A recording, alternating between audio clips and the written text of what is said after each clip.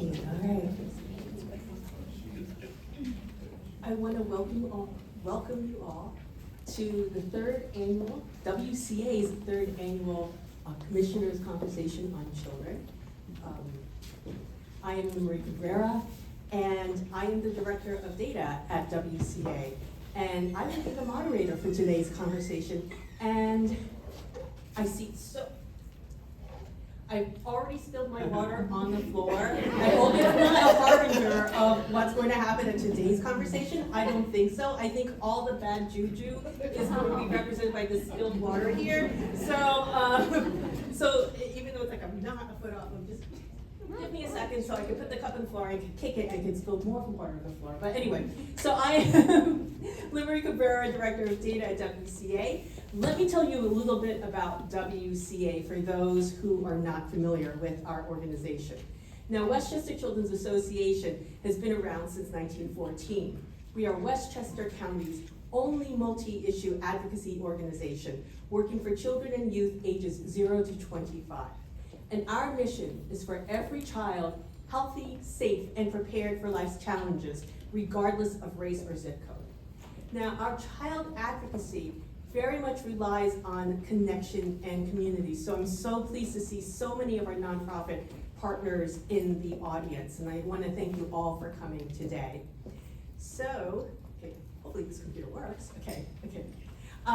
One thing, our third annual Commissioners' Conversation is sponsored today by M&T Charitable Foundation. So we very much, appreciate their support for today's event. So that food over there, thank M&T. Yeah. All right. Okay. So in my role as Director of Data, I often get asked this question: what does the data show us? And in the past, I would rattle off, right now I'm going to rattle off a couple numbers. I would talk about child poverty, around like 10 or 11%. At least it did in 2023 when we have the last figure for child poverty, which is 2 years ago. I could go off on a tangent about that, but I won't right now. I could tell you about some unfortunate established trends in Westchester. Married couples with children are make nearly four times as much as single mothers. Children of color are more likely to be poor than their white non-Hispanic counterparts. I could cite a recent figure from the Bureau of Labor Statistics, April 2025. New York Metro unemployment rate is 4.3%. I can also tell you that we here at WCA are concerned. In our most recent published copy of Poverty Pulse, which is released today, and you'll see copies out in the desk when you leave, we could tell you that for the first quarter of 2025, there's evidence of increased demand for essential services from the majority of organizations that are generous enough to share their data. But I've been asking myself recently, when people ask, what does the data show us? I'm beginning to wonder, well, what are they really asking? Yeah. And the question, I think, really is, who are we? Where are we? Right now, as a people. When we say, we the people, just who exactly are we talking about? So, as I said before, data tells us who we were, who we are, and in many cases, who we hope to become. And data isn't just numbers, it's the collected stories. It's the testimony of lived experiences that not only talk about the struggle, but also the triumph. One could argue that today's Commissioners' Conversation is actually WCA data collection happening live. We are hearing from people who have dedicated their lives to ensuring Westchester children and families are also healthy, safe, and prepared for life's challenges. So today, we are very fortunate to have County Executive Ken Jenkins, who was kind enough to come over here and to say a couple of remarks before we start this event. So, thank you.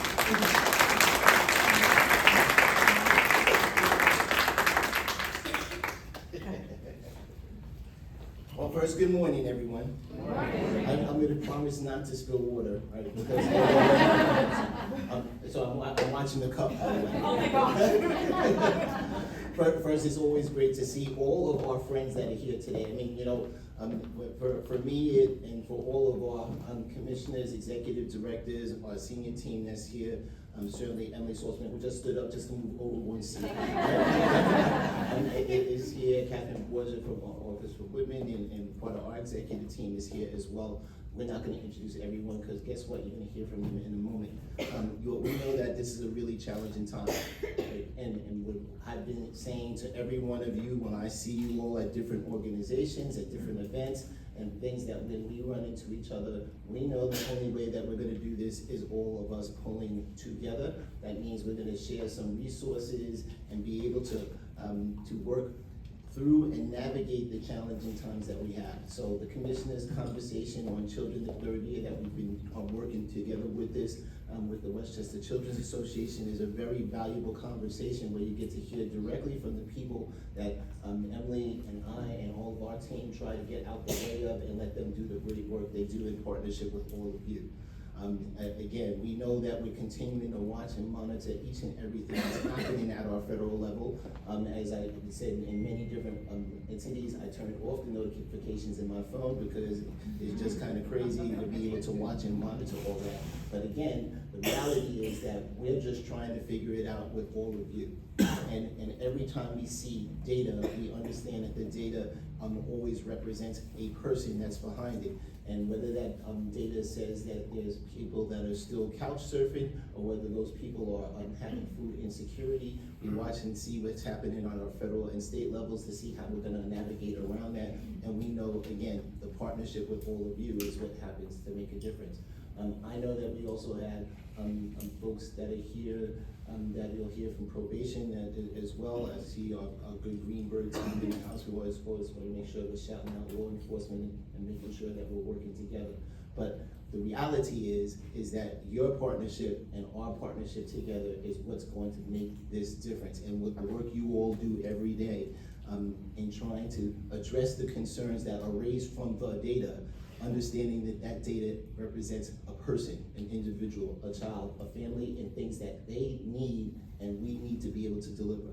We're gonna keep fighting as much as we can on the county level to be able, in the words of a friend of mine, to do no harm, right? And that's the biggest challenge right now. It's not about trying to do new stuff, it's trying to do different stuff. It's trying to take the resources that we have and kind of be a little bit more creative. Some of you that have been around for a long time, and for us, and some of us in the county government know that we had kind of a preview in this sometime in 2010. It's not that much different, right? And I'm gonna share that with you, and some of you know that, right? We went through a place where someone said, oh, wait a second, we need to cut down government, we need to cut down the number of employees, we need to change services, we need to cut dollars down, we're spending too much money, we have a deficit, we have a long-term deficit. It didn't really turn out to be true, but that didn't stop those cuts from happening and didn't stop the modifications from happening. And because we had a dynamic team of individuals that were holding the line by themselves, that were the professionals, with some crazy folks on the County Board of Legislators that kept suing the administration. I don't know, it sounds familiar, right? I'm just saying to you, it just sounds so familiar of the things that have been happening. But what we did was work all together. And because of what you all did in each one of the organizations you represented, we got to a place when we had a much brighter day and we had a different administration with the 9th County Executive and our current Congressman from the 16th District, and our team still here working together to make a difference with all of you. So we're gonna listen, we're gonna hear this information today, we're gonna get feedback from all of you, and then our commissioners and executive directors are gonna continue to tell us what we need to modify, and we're gonna keep working with all of you. So have a wonderful day first, but keep understanding. I know it's frustrating. I know sometimes we just want to go, oh damn, I don't want to do this again, right? I'm sick and tired of being sick and tired, right? But we are the ones on the line. And what you ever see, whenever people see me, they're like, Ken, why are you still smiling? I'm like, because guess what? We don't have a choice, right? People are looking at each one of the people in this room, and if we're panicking, they're in trouble. So we know we can't do that. So again, thank you so much for the opportunity to say hello to you this morning. Have a wonderful day.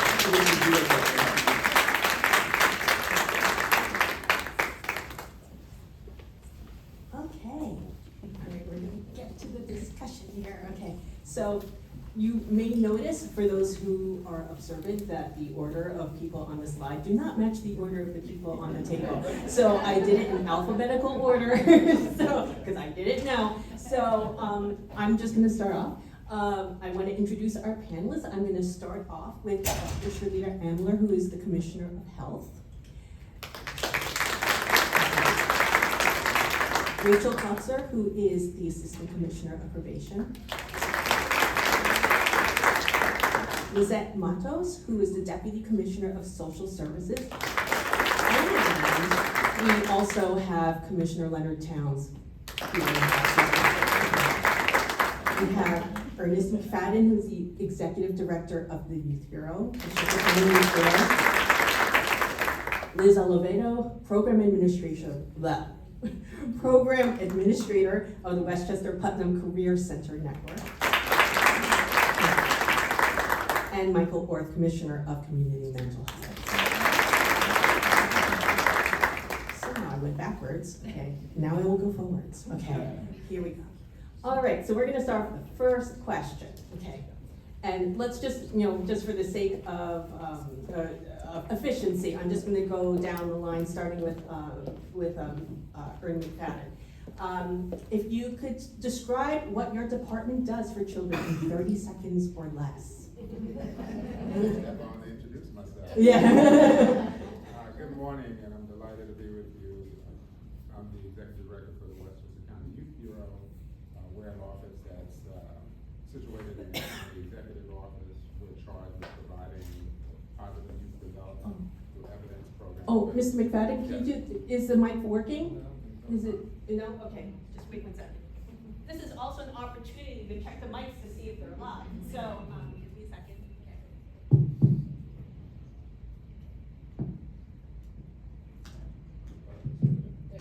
Okay, all right. Can you hear me now? Yes, it's live. Our office is situated in the County Executive's office. We're charged with providing positive youth development, evidence-positive youth development for young people in Westchester. Our primary target is ages 5 to 21. We're also the intermediary of funding from the New York State Office for Children and Family Service, who also offers sports and education dollars. We're a mighty team of 7, and I have 3 of them here. I'm going to ask them to stand and just be recognized, because they're the ones who probably see more.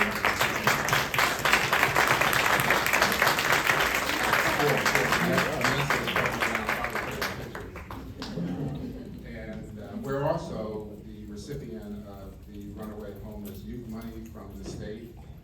We have 3 facilities that we coordinate service for young people who find themselves being displaced, largely short-term homelessness. It's operating 24 hours a day. In addition, we offer a series of character development, positive youth programs for young people. We do our International Day of the Girls, we do our MedTech, and many of you in the room I see are very familiar with some of the programs that we do.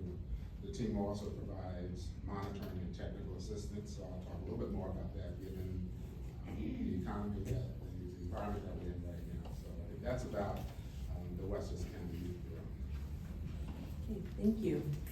All right.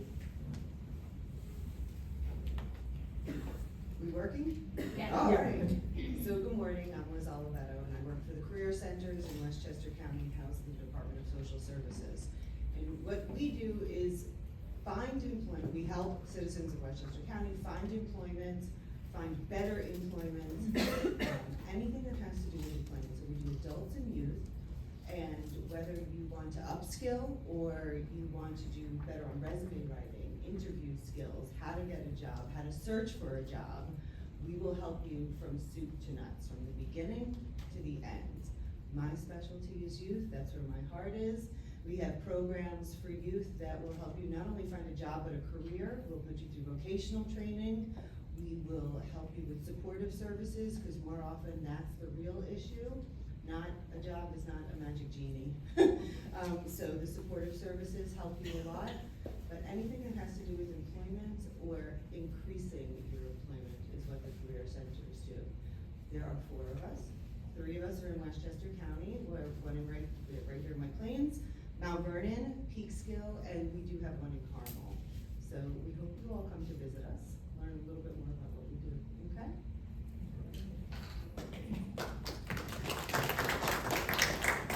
Good morning, everyone. Good morning.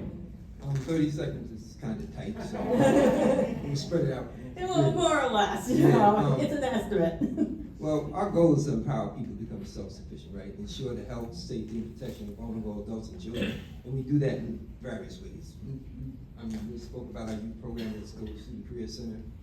Deputy Matos handles the Child Welfare Division, but our PA division also provides housing for families, case management for families in shelters, which helps youth. We help youth when they have mental health issues by providing therapy. We work with partners like Andrews. I saw Corinne out here somewhere, my good friend. She's a good partner of ours, and we partner with Mr. Mike Orth as well in regards to mental health issues with children. We know in society mental health has become a major issue, and it's affecting our youth. So as we try and move toward the future, we're changing our dynamic a little bit, and we're not just reacting to problems, which we've done historically. We're looking at proactive ways to engage youth at an earlier stage of their life so that we can prevent problems that happen in the future. I think a lot of times we look at circumstances and data and we see just the numbers, but behind all that, there are variables and things going on within families that we have to address. And so we're looking to focus on those things so that we can help them manage through their traumas, right? Things that hold them back. We're looking at motivational interviewing for families. We do a whole range of things to support and secure the family, and that in itself helps the children come up in a better way and gives us the ability to kind of break the generational poverty chain we see and help them deal with the systematic structures that are in place that kind of hold them back. So that was a little bit of what we do. Good morning, everybody. Lisette Matos, as the Commissioner said, I'm the Deputy Commissioner for Children's Services within the Department of Social Services. And our team specifically deals with children and families that come to the attention of child welfare. Since coming on board, we've been doing a lot of work around the collaboration with DSS. The goal is to reduce the amount of children actually and families that come to the attention of children's services. If we can, enhance family well-being in the community, that's our goal. We've been working a lot with the Youth Bureau, with DCMH, Probation, and all different types of partners to better support families in the community so that they can thrive better. We're working on our collaborations with schools within Westchester counties, because schools are so much a part of children's lives and they know so much of what's going on in the home, so our collaboration with them can truly be a powerful and beneficial one to families.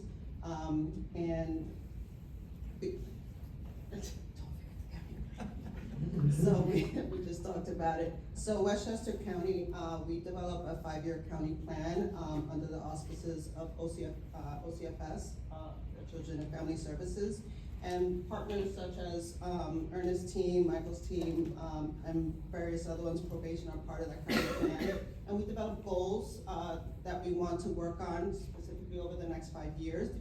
They're not our only goals, but they are big ones. So it's about addressing disproportionality, which is a huge issue here in New York State and Westchester County. We're talking about length of stay for children in foster care. We want to reduce the amount of time children spend in foster care. We're looking at how we work with families impacted by domestic violence, which seems to be a pandemic throughout this state and country.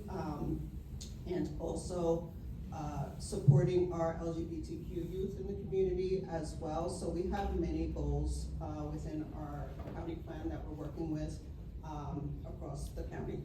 Thank you. Actually, may I interject one question? Is that county plan available online? It is? Yes, thank you. Good morning. Good morning. My name is Rachel Kotzur. I'm an Assistant Commissioner at the Probation Department. I just want to thank you guys for continuing to include probation on these very important conversations. I'm here on behalf of Commissioner Posey, who is very sorry you couldn't make it today. Sorry. The Westchester County Department of Probation is committed to reducing the youth involvement in the juvenile justice system. Our mission centers on early intervention, individualized support, and fostering long-term positive outcomes for the youth we serve. When a youth comes to our department, we start by conducting a comprehensive assessment of their needs, risk factors, challenges, and also their strengths. This helps us develop a tailored plan that connects them to the right community-based services, including mental health counseling, substance use treatment, academic supports, and resources for their families. Our probation officers play a hands-on role in working with the youth that we serve and supporting and encouraging them. They build relationships and introduce them to positive experiences that align with their interests, because we understand the importance of positive development. Some of our recent activities that our officers brought youth to include attending Youth Bureau's Aviation Expo, taking part in Earth Day events with the County Parks Department, and bringing a group of youth to the Westchester mixed game, which I had a great time. These opportunities for youth allow them to feel connected and supported and engaged. Something that we also do at probation is community service with our youth, and our officers work side by side with the youth during volunteer events, helping them build a sense of responsibility and giving back. Our officers regularly bring youth and accompany them to different job fairs at the community college and at the county center. And we have strong partnerships with the Parks Department, and that allows us to have direct access to jobs for the youth. And we had a youth that went to a job fair in March and walked out with a job at Playland, and he's currently working at Playland, so it's a great thing for him. And our officers work hard to build relationships with the youth under their supervision, which allows them to support behavior change and in a meaningful way. We focus on helping youth build positive pro-social skills and healthy habits. Youth involved in probation have access to weekly yoga sessions at our office, and our officers also lead a lot of in-house groups with them on resume writing, job readiness, financial literacy, social media safety. We also ask the youth what they're interested in, and then we focus our groups on that also. And when needed, officers assist youth in obtaining clothing for job interviews, ensuring they're well prepared for success, and we work with the Share and Shelf with that. And keeping in line with our efforts for community safety for everyone, including our young people, County Executive Jenkins formed the Westchester County Gun Violence Prevention Task Force. And I'm one of the members on the task force. I bring my experience working with youth and adults under community supervision for firearms-related offenses and gun violence. The task force includes experts who are on this panel and also in this room and also other diverse community representatives throughout the county. And we've been working on collecting data regarding gun violence, which I know Leonard would be very interested in. Yes, I would be very, very interested in this. And I know, just ahead of time, I know that some data will be cited. And so I would make a request ahead of time. You know, if you're gonna cite the data here, I'd love to have a copy, because the one thing we always get from our audience members after the fact is, could we have some of the data that was cited here at today's conversation? So thank you for bringing it up, so. And the task force has been meeting frequently, and we're working on developing prevention and intervention strategies to eliminate gun violence involving our young people and the Westchester communities as a whole. Thank you.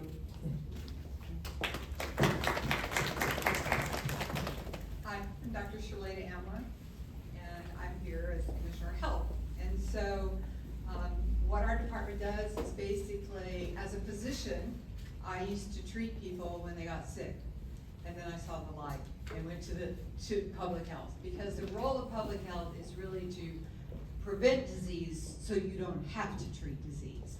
And so we try to prevent infectious disease, chronic disease, injuries, so that people never have to experience an adverse health outcome. We also protect the water you drink and the food you eat. We ensure that your water is safe to consume, that your food will not make you sick. That's very important to us. We try to protect children from lead exposure, and I have Leslie Liptor. Leslie, stand up so people know who you are. This is Leslie. She's one of our supervising public health nurses. Lead is a toxic metal, a heavy metal, and when children are exposed to it, the damage to their developing brain is permanent and irreversible. And this can create generational problems if a child cannot finish high school, go to college, get a decent job, and have the American dream. because they had a toxic heavy metal exposure as an infant or a young child.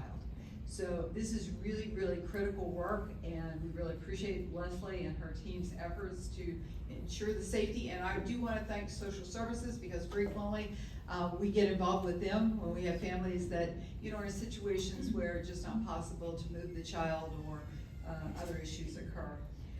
Our department we've right now got locations all over the county, but thanks to County Executive, Joe McDonald, Emily Saltzman, we are going to be consolidating our department. We're going to be in downtown White Plains, right across from the train station, on 3 floors there, so we'll be easy to find.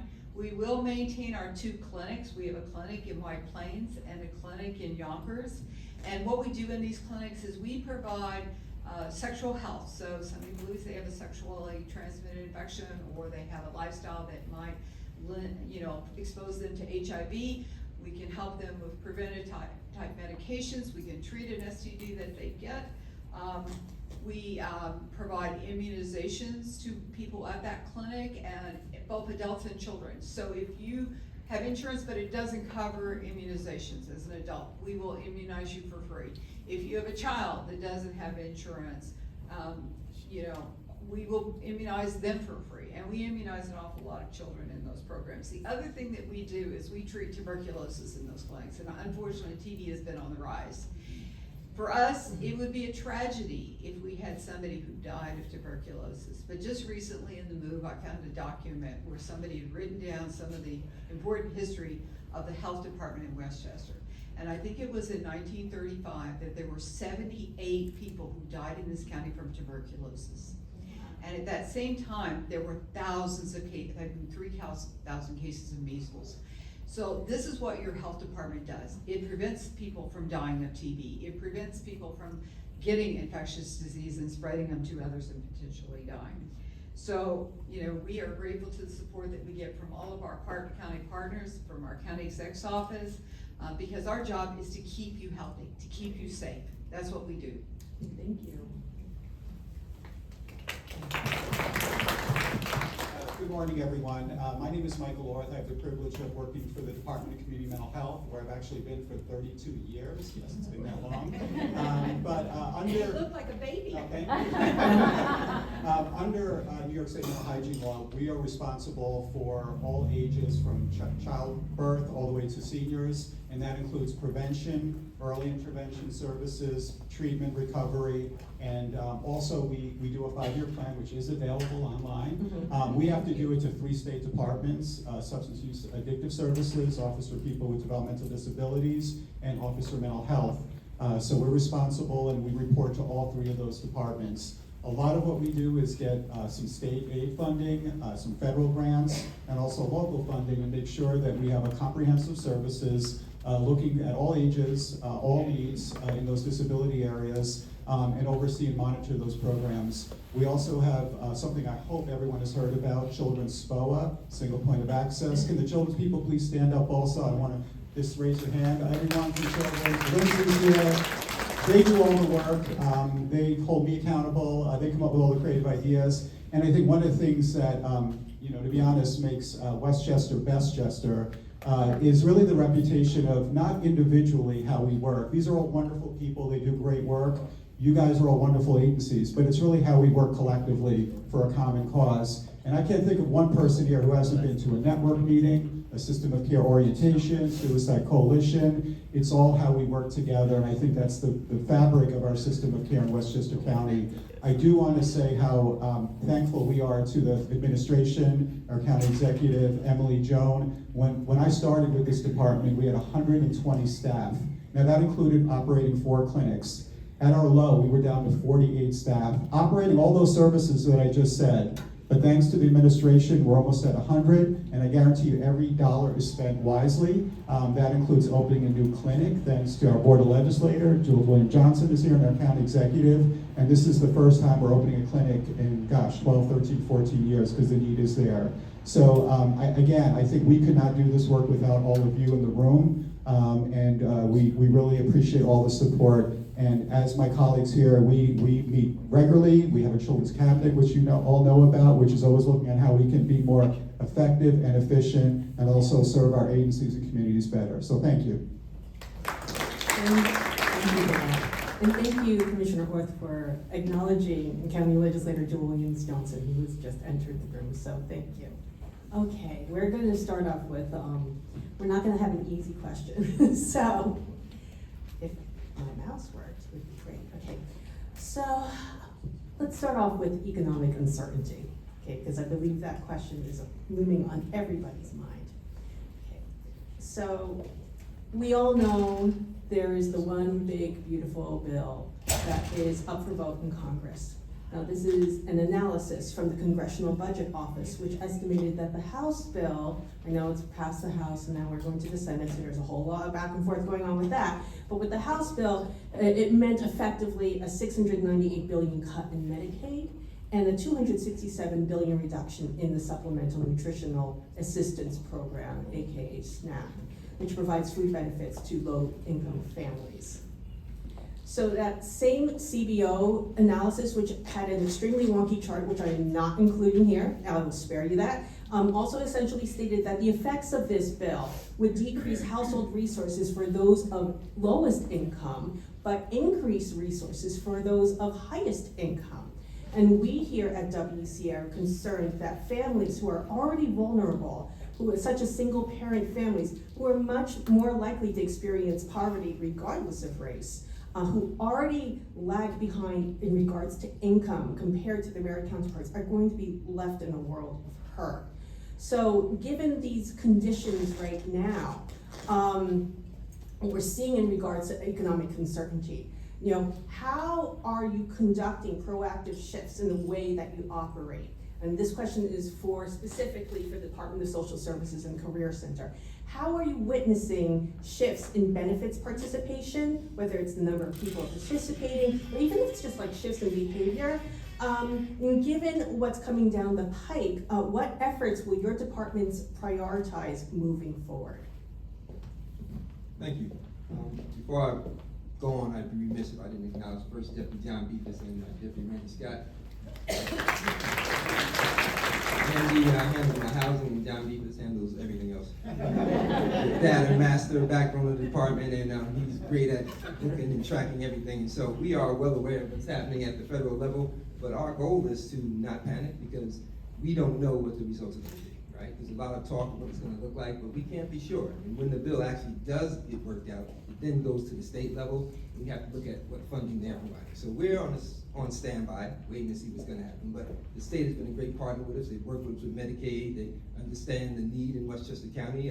We participate in Medicaid, but there's a cap on how much we have to put in because they understand the cost. So as these things play out, we have to just be ready to react. But I'm very confident in my team because we've been through multiple challenges. I can speak back to COVID when we thought we couldn't get through it and work with the health department and did great things. So I have a strong team and we're equipped to deal with what changes may come about with this budget.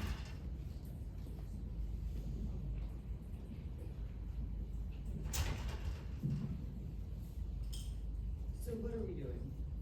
What we do at the Career Centers, we've looked for different, how about that? Yeah. All right, so we are looking for different sources of funding. We're grateful for the funding we have, which has not decreased for this year and for next cycle, but we're looking to offset it, right? So we get smaller funding. We have a READY grant, which is a clean energy grant, and that will help supplement the W-Day program we run for youth and the youth employment program. So you look for a little bit more, and then you use it smarter to augment what you have. So you could use the funding for training. The READY funding is for training, which allows our other programs to use their funding for other things that could help our youth. And we also take advantage internally of what the county has to offer. So if any of you have ever reported to the state for funding, which we are extremely grateful for, it is tedious and it's on paper. And you end up with a lot of paper. So I have Emily Bender, who I'm thrilled to have as part of the youth team here today, and she took advantage of the county's training programs. She took Excel, the higher level Excel, and we've moved all of those reporting papers into a database so that it is accurate, because math, and it is efficient, and it is quick. And that frees her up to do other things for our youth programs. So it's not so much looking for more, it's using what you have better, and then taking the small pieces and making the whole a better product. I always have to circle back because things come to my mind. I don't want to steal Michael's thunder, but him and John are the guys who are really behind our Children's Cabinet, which is a combination of all departments working together to streamline how we engage and work with community. So we're really being more efficient with how we work, with looking at all our spending and all our partners, and we're trying to make sure we're executing in the most efficient way to preserve our resources so that we're ready for changes that may come about.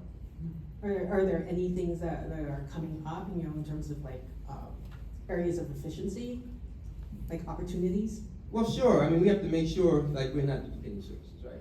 We want to look at how we're serving the community, how our partners are working, and sometimes we both might be working with different vendors, maybe doing the same thing. So we got to look through all of these different contracts. And there's a lot of money out there. What's that number? Is it billions? 1.2 billion in services that we're providing. So it's some legwork that goes into it, but we got Tori from Mental Health on our side. She's an expert at what she does. Help us sort through it all. So we're in the process of working with the Health Department, Probation Department, Public Safety, the Youth Bureau. We're all coming together to look at how are we meeting the needs of youth in Westchester County as a team. That's one thing that I've been hearing, you know, as you were all going down the line describing your departments, of how like collaboration and connection are really, it's just really a theme. And so I would hope, and it sounds like you're already doing it, is like, you know, identifying those interdepartmental opportunities for efficiency. I'm gonna ask a question later about community feedback, you know, but I would imagine that it's going to be difficult, you know, determining what, you know, priorities are, you know, given the need. I want to refer back to our poverty pulse, where we're beginning to see evidence of, you know, increased need in Westchester, increased requests for need, you know, in food, shelter, clothing, diapers, and whatnot. So, you know, you're not in a enviable position, but here we are, you know, trying to take care of our children and kids and youth and families and whatnot. Good? Want me to add one more thing?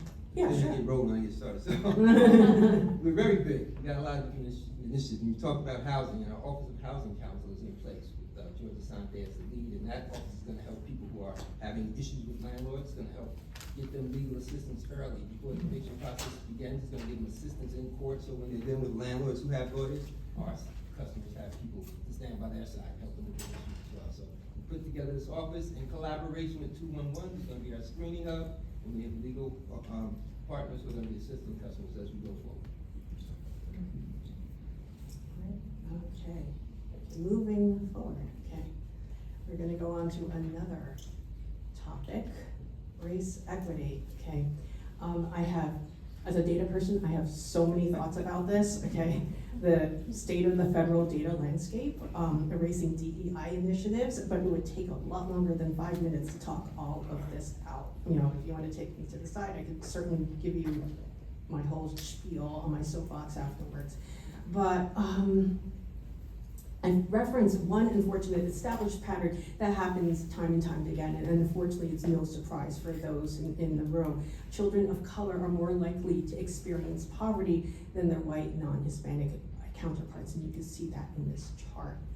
We can also see that children of color are disproportionately represented in our juvenile justice system. And this data, we did not make this chart. The Department of Health did. They have their their own maternal and infant dashboard, which shows evidence that Black women and babies are more likely to have delayed prenatal care and high-risk pregnancies than their non-Black counterparts. And then we also see, just to make things interesting, we also see these shifts in population when we compare the 2010 versus the 2020 census data. We can see there was an increase in children and youth of color in Westchester County. I'm going to say it's going to be interesting, really interesting, to see what the 2030 census holds, given everything that is going on. But I think no matter what, we can all say that more likely than not, nothing will stay the same. So, With that in mind, this question is for the Department of Health, Department of Probation, and the Youth Bureau. The question is, what are y'all doing to address these racial disparities shown in the data? And how are you addressing demographic shifts in the population as we move forward? Yep. So, first of all, I wanted to say that Westchester, I think one of our strongest strengths is that we have a stable relationship among the commissioners, all the commissioners in the county.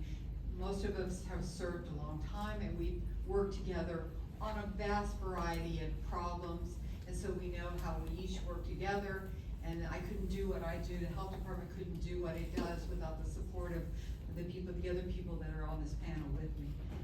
So, we in the health department, we're really committed to building a healthier and more equitable future for every birthing person and family in Westchester.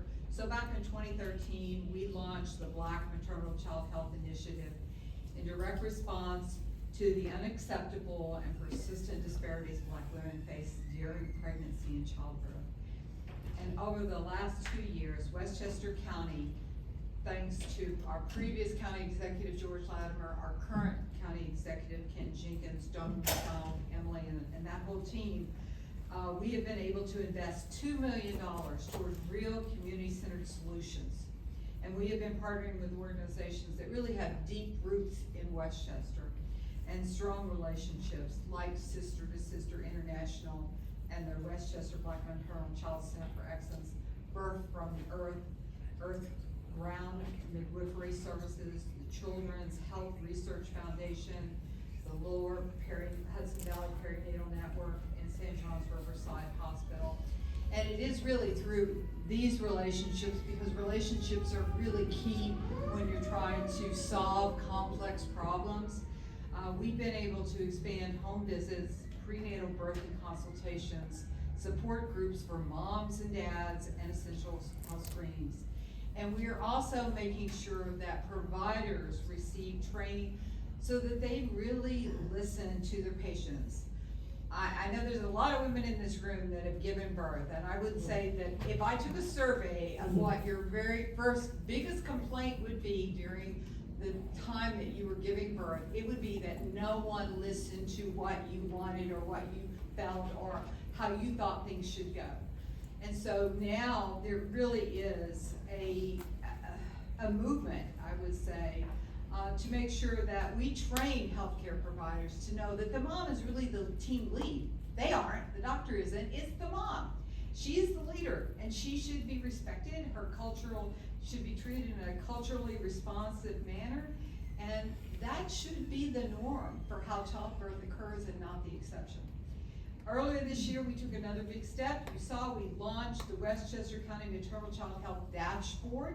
It's an online tool. It's available on the health department website, and it provides real-time local data broken down by race and geography so that we can all get a clear picture of what's improving and where there's still work to be done. It is part of our commitment to being transparent, accountable, and keeping our community in the loop. I hope you will all take the time to visit this dashboard and give us your feedback. If you think there's things that we don't have on there or we need to change, we'd love to hear from you. Thank you.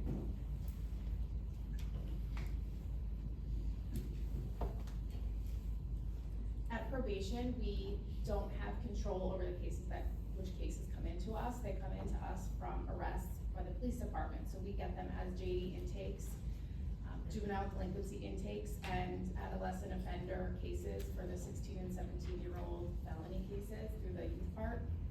So we receive the paperwork and we review the case to determine if it's a matter that can be addressed informally without court involvement, or if it's more appropriate to be handled through the court process. So this decision is guided by the eligibility and suitability requirements that we follow to determine if the case can stay with probation for adjustment services at the informal level. We also have 3 disproportionate minority contact officers specifically signed to juvenile intake. So we have 1 in each of our family court probation offices. And the disproportionate minority contact officers are tasked with identifying and reducing the overrepresentation of minority youth from further formally penetrating the criminal justice system. Our juvenile probation officers are trained in cultural awareness and sensitivity and are tasked with helping to develop alternative to detention, mentorship, and diversion programs and culturally relevant interventions. Disproportionate minority contact probation officers are vital to achieving a more just, equitable, and effective justice system. They help to ensure that all youth, regardless of their background, are treated fairly and given the opportunity to succeed. In 2024, we had 544 juvenile delinquency arrests, and there were 33 youth that were placed outside of their home for juvenile delinquency charges. So that is 94% of youth were kept in their homes. That's our main goal. I think that's everybody's here. Main goal is to keep the kids in the community if possible. And once youth are under our supervision, we remain committed to identifying and addressing disproportionate minority contact to the greatest extent possible within our scope of influence. As part of this effort, our probation officers and supervisors conduct monthly blind case review meetings. And in those meetings, they meet and they remove all the demographic and identifying information in the cases, and they discuss them. And they discuss how they were handled or how they should be handled. And our addition to supervisors, my family court supervisors, meet quarterly to do the blind case review at a supervisor level, try to remove the implicit bias in the decision making. And these practices reflect our department's ongoing commitment to promote equitable outcomes for all youth, regardless of their race, ethnicity, or background.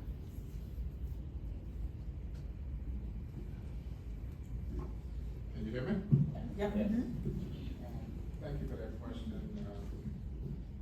As we provide service to young people, it's from our lens, it's whoever walks through the door you serve. So we really tend not to look at the ethnicity. However, Westchester is a complex community of 46 different municipalities, and with that comes different nuances that takes place that's within particular towns. With the request for proposal that we send out, and I'll alert you that we're working on releasing an RFP late summer, early fall. We're still looking to see what the numbers look like. So like many of my partners at the table here, just like wanting to see what happens in Washington before we can release. Within our RFP, we make it crystal clear that the services that you provide to young people is done through an equity lens. Anyone that walks through the door that needs service should be receiving services. I see Kate here who handles our professional development. We do bi-monthly training, and as issues bubble up to us that we're hearing, and so we pay particular attention to some of your data coming from WCA, and many of the partners in here, when Kate conducts her survey, they indicate the kind of training we ought to be putting on. So we will continue doing that during the course of the year.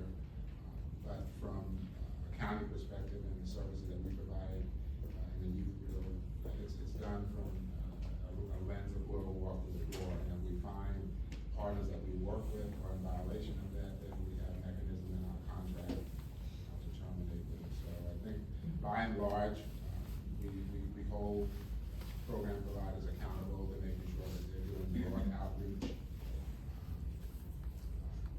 Some of the work that we see coming down from New York State reflects that, and we are a recipient of money from the Office of Children and Family Service through our sports and education program. And so from the demographic shift that's in Westchester is no different than what we're seeing around the country, and services are available, and we just make sure that the services meet the needs of the families and young people within their communities. I'm gonna just continue on with this theme, because I've been hearing this phrase over and over again, like, whoever walks through the door.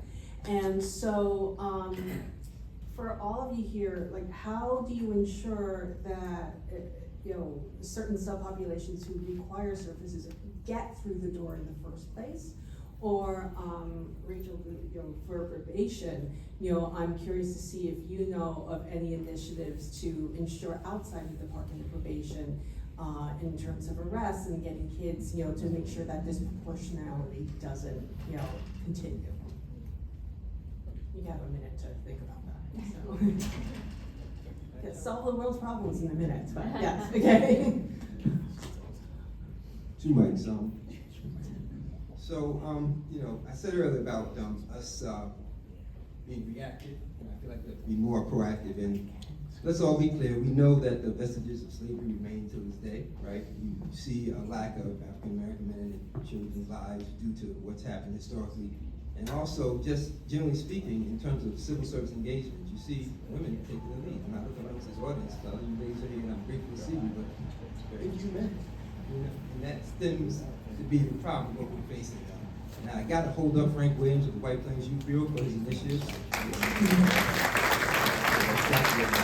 His initiative, which we're collaborating with him on, trying to grow that along with Ernest at the Youth Bureau. And I went to an event he had, the Father of the Year about a week ago. He was acknowledging fathers in the youth bureaus in White Plains area, and it was amazing. One father had actually provided foster care for 36 kids, and they adopted 6. And this is what we need. So we have to look at ways we can be more proactive instead of reacting to the problems. By the time probation and these agencies are getting involved, it's after the fact. So we have to get in there early, engage kids at a younger age, and that's where the youth bureau comes involved, and Frank Williams initiatives, and our partnership with them in terms of growing fatherhood in Westchester. If I just may add also, because mental health is often left out of the discussion when it comes to this topic, and clearly it's just as important. And Frank, also the Grandpas Group also is very effective, what you do with the grandfather, so I want to mention that. But, you know, mental health and mental wellness, and the question about access, it's really, it should be the question is which door does that family or person feel most comfortable entering? And in mental health and wellness, it's not often our wonderful treatment programs out there. And a lot of the work that we've done intentionally, Westchester DCMH, thanks to our CE's office, we were selected as a GARE Government Alliance on Racial Equity department, which really gives us access to a lot of resources and services. But it also gave us a framework to look at the work that we're doing both internally as a department and our staff, but also all the models out there that exist. And for mental health and wellness, you know, this is all the work you guys are doing, so we don't get credit for it, but we just help to promote and showcase and support. Just last week, thanks to the work of our faith-based mental health initiative led by Pat White, wherever she's traveling today, I know she's not in the audience, she's somewhere around the world right now. But she and Reverend Trollinger helped launch this initiative in March of 2020. Last week, our curriculum that started in Westchester, it's the first Soul Shop, S-O-U-L Shop curriculum for the Black Church, was registered as a national evidence-based suicide prevention model in this country. So that curriculum is in all of our churches. It's being spread around the country, and it started here in White Plains, Westchester. The Latino population, and Lindsay's always, because Lindsay's our network person, One Paso does some amazing work for suicide prevention in the Yonkers community. Life is Precious is working on grassroots, credible messengers with Latino adolescents, and we're trying to expand those services to Port Chester, other areas where we feel it's relevant. So when we think about mental health and wellness, it's where are our residents most comfortable accessing services, and then how we can access all the other formal services. Mental health first aid, the youth bureaus, these are all credible mental health, emotional wellness programs that we want to help build and support for our families. So earlier when we were talking about maternal health, and you saw some of the numbers for Black maternal health, part of the problem is that often Black women have no medical care before they become pregnant. They often have very few prenatal care or during their pregnancy. They don't have, you know, the opportunity, or maybe they don't have the insurance to get to see a physician. So at the health department, one of the things that we offer for people who aren't eligible for the service, maybe they have a low-paying job and social services are really not able to help them, we have a navigator program, and that navigator program helps people find health care that meets their needs and that they can afford. Because if you have access to a doctor, you are less likely to, you know, suffer from chronic disease, and you're more likely to live longer. In Westchester, Black males live 10 years less than white. And that a lot of times has to do with a lot of issues, but part of it is access to care, monitoring their blood pressure, chronic disease monitoring, if they have diabetes, making sure that they're getting the proper drugs to treat their diabetes. So you can reach out to us. Our Navigator program, the number is 914-995-6350, 914-995-6350. We have counselors who can provide this information in English and in Spanish, and we have language lines so that if you need another language, we can work with them, and we will help find them health insurance that they can afford that will fit their needs. I might just, in addition to tremendous partners that we have, the Youth Bureau in terms of providing service to over 100,000 young people, we contract with about 200 programs during the course of the year, and it covers the gamut.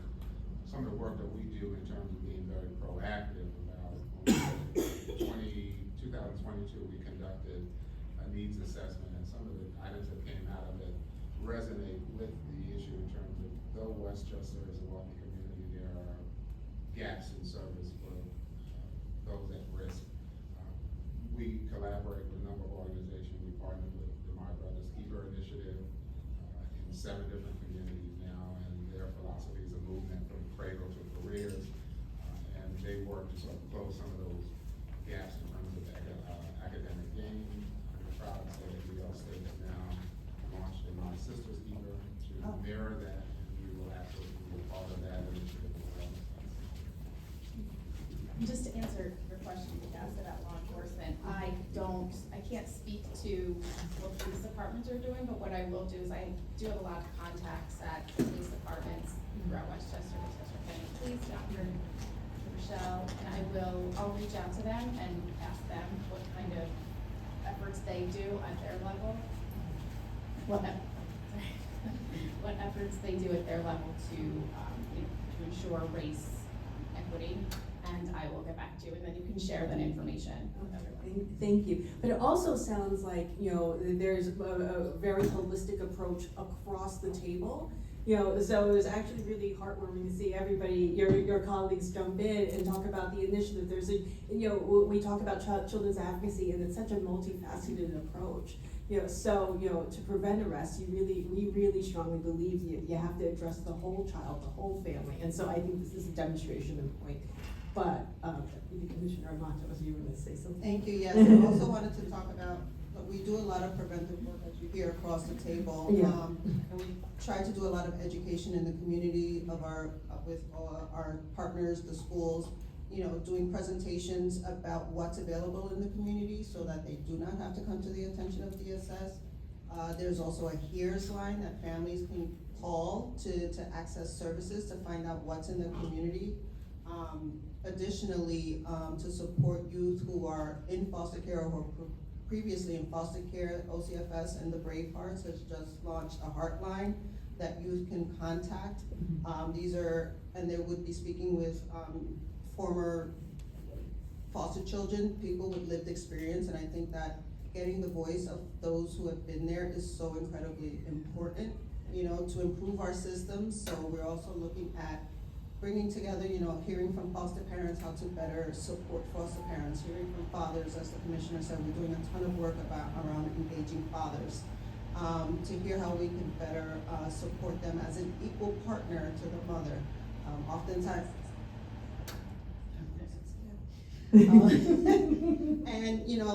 and our youth, obviously, how can we better support you, in that experience of having to speak with somebody from DSS, what works for you best, same thing for families. So there's a lot of proactive work happening, because being reactive, as we can see, doesn't work. That is such a perfect segue to our next question, which is about community feedback. And this one, I just want to sit in with this slide just a little bit. Remember earlier in this presentation when I talked about how stories and testimony are also data. This is testimony of a parent who attended the New York State Child Poverty Reduction Advisory Council rally in November 2024 in Albany, who detailed the frustration that she felt when she was navigating through DSS and the shelter system. When homeless, you have to pay to be homeless. And the children didn't ask to be in poverty. You know, these are phrases that can haunt you for a very long time. So, Deputy Commissioner Matos, and you did the perfect segue into our community feedback question. So we here at WCA, we want to ask you and DCMH, Michael, Commissioner Orth, this question. So what exactly are you hearing from the ground? What are youth and families actually telling you what to prioritize?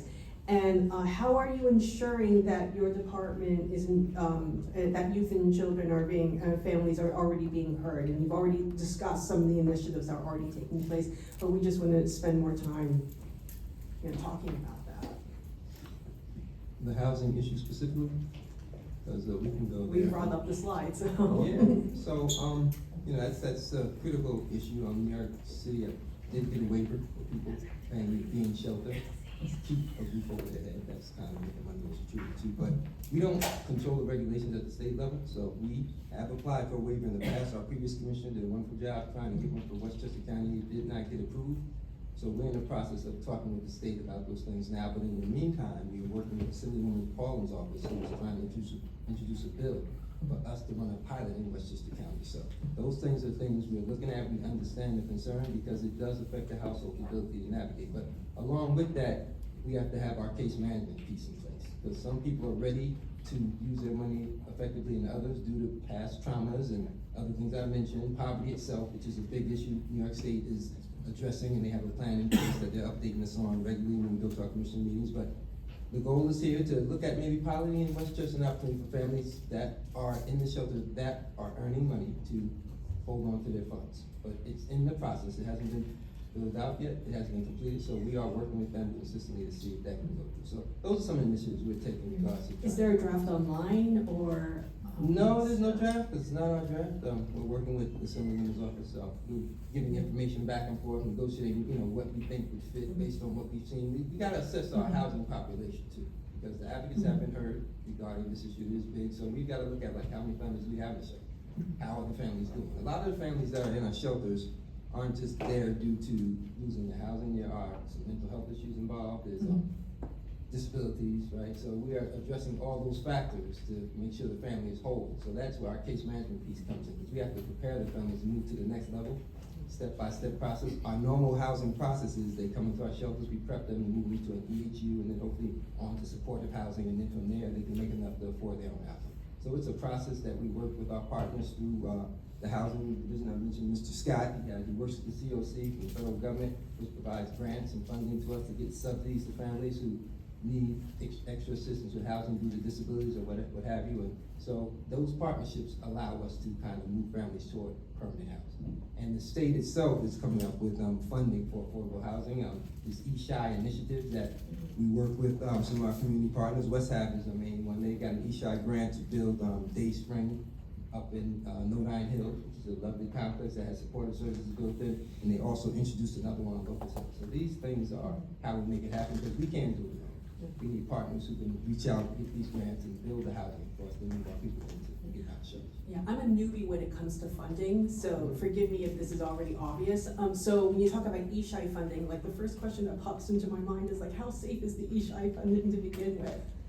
Well, I don't know if I can speak to safety. That's the thing from the state, right, for housing, and the housing is wonderful. I would take you on a tour there if you want to go stop and see Day Spring, but it was a wonderful initiative. What that did was allowed us to move families out of our shelters, 37 families out of homelessness, into that facility, which has supportive services right there. There's also a church next door, which they use the gym for whatever activities they need, and a daycare center built in. So these are things that make a difference in the community, and we're always looking to work with partners that can provide these services. There's also a housing structure built in New Rochelle for families that suffer from domestic violence. We moved plenty of families from the shelter. You have to count, how many was it? 79 families out of our shelter into this facility, so partnerships make it work, because we're unable to do that all by ourselves. And Lynn, the assembly bill number is 8509, it's in committee, so you all can go look at Amy Pollin's bill and support it if you can. So it's 8509? Yes. Okay. Can I speak to the youth being heard? Oh, I'm sorry. Okay, we're gonna have questions, oh, I should have clarified this. Okay, we are gonna have question and answers, a period afterwards, so, yes. So for the youth being heard, one of my absolute favorite things to do, and my staff will tell you, and my partners will tell you, is to go into the community. I go to every single program we serve. I sit with the young people, I sit with their families, I go to the trainings with them sometimes to see if it's effective. And you get comfortable, and the youth will tell me what they need. The partners will tell me what they need. One of the things that we do very well is we put money into the communities that need it most. So when we get money, we could run the program internally, but instead, we put it into Portchester, we put it into Mount Vernon, we put it into New Rochelle. Because as we were talking about this morning, those small organizations have credible messengers. They have people there that the community trusts. And when the community trusts these organizations who have lived in their community, they will share what they need. They will say we need more food.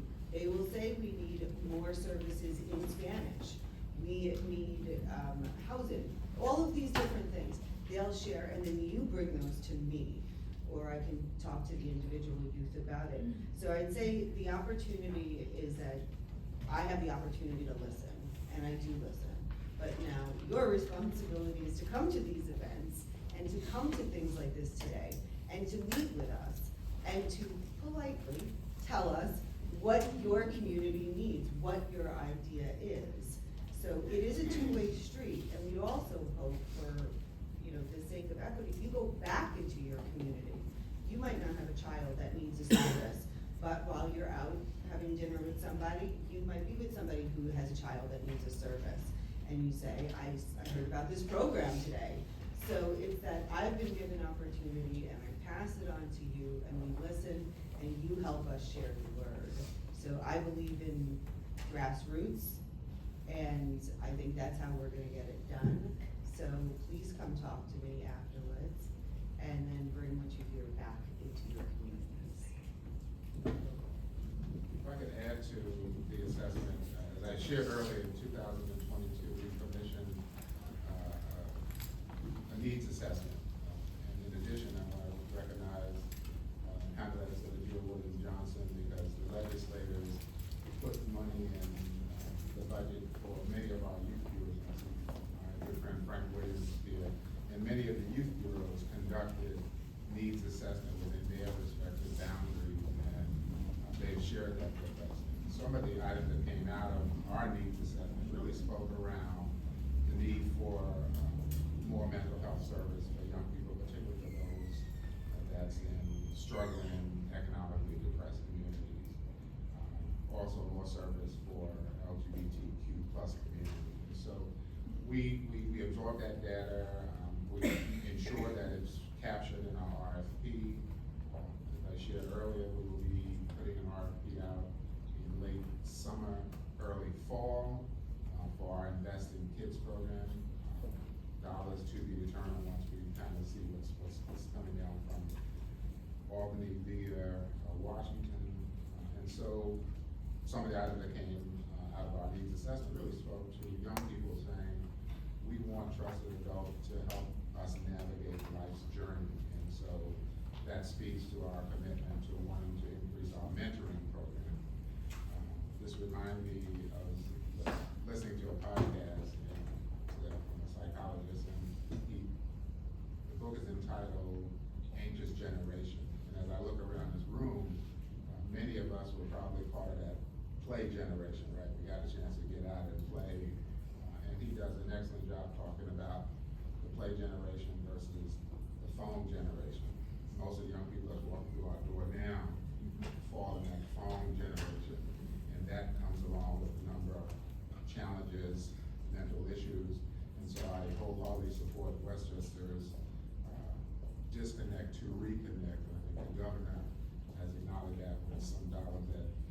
brought forward. So we absolutely pay attention to feedback that we get from our partners. Yeah, actually, I'm glad you mentioned that because my title actually is Director of Data Operations and Finance, and so I'm gonna lean into the operations part of my title.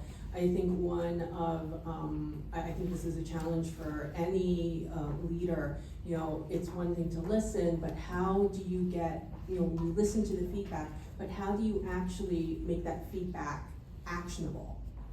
How do you parse through that feedback and determine what the priorities are, and then, like you said, to determine those action items from there? I'm just curious about the process and how you go through that. Well, I'd like to chime in something. Oh, sure. Don't mind. OCFS sets standards for us dealing with children. One of the main initiatives was the Family First Initiative, where they said every child has something, right? And we have to, we're remanded to find some relative or family member of children rather than put them in foster care. And we've done great work in the child welfare arena. You yourself, finance and data. That's Mr. John Beavis on our end. And he has wonderful stats that he's put together, and I'd be remiss if I didn't share some of the work that's being done in child welfare. So I'm gonna give you a few numbers. Since 2018, DSS has reduced the number of children in foster care from over 500 to 336, which is 33% reduction of kids in child care. Since 2018, the total number of children in foster care was decreasing. The number of children in kinship foster care increased from 62 to 116, 87% increase. That's children being with family members as opposed to someone they don't know in foster care. The number of children in congregate care institutional placements decreased from 135 to 55. That's a 59% decrease. Regarding race, equity, and DMR, the number of African American children in foster care decreased from 287 to 167, which is 55% of the foster care population in 2025 compared to 62% in 2018. Consistent with Westchester County demographic changes, the percentage of Hispanic children in foster care increased from 32% to 41%, but the volume of that population is growing. They are a larger population in Westchester County now than African Americans. They're at 25%, African Americans are at 13%. So these are some of the things that are going on in our world of change. And I'm grateful for Deputy Matos, she's done a great job bringing that New York City experience to Westchester, helping us out. And also in the world of childcare, which is very important to families being able to succeed in Westchester County. It's a very expensive place to live, you gotta work, you gotta put food on the table. So we've invested over $800 million in childcare expense. And so we're really going above and beyond. We have a scholarship program here in Westchester, which a lot of counties don't have, to make sure families have the ability to go to work, maintain their household, and have their children cared for. So anybody want to answer the question about making feedback actionable? Well, I can just give from our end a little bit also, and obviously, we talked about the impact of poverty on anyone, a child or adult's mental health. Clearly it leads to chronic stress, anxiety, and in our young people, also isolation and academic challenges as well. We also added about social media, and I do want to acknowledge Kathy Hallis, I think she's in the room, who's leading our Disconnect to Connect effort, along many other community providers. So that's really an important initiative. We get our feedback from our community network since 1989, right, Lindsay? We've been meeting in 8 communities, really where the schools, all the organizations come together with schools to give us feedback. NAMI is here also, Family Ties, and all the other groups and young people as well. In terms of what that's led to in terms of action items, from a preventative standpoint, thanks to WJCS and other partners, we have mental health first aid. That's probably in almost every school, community providers, sports coaches. So we're learning about stress, we're learning about trauma, we're learning to identify signs and symptoms so we can be more responsive to their needs. Very specifically also, even thanks to our Department of Social Services, many years ago they created a WJCS clinic within the district office so people can have access to mental health services, and where their staff can go also to see how they can better help young people and families.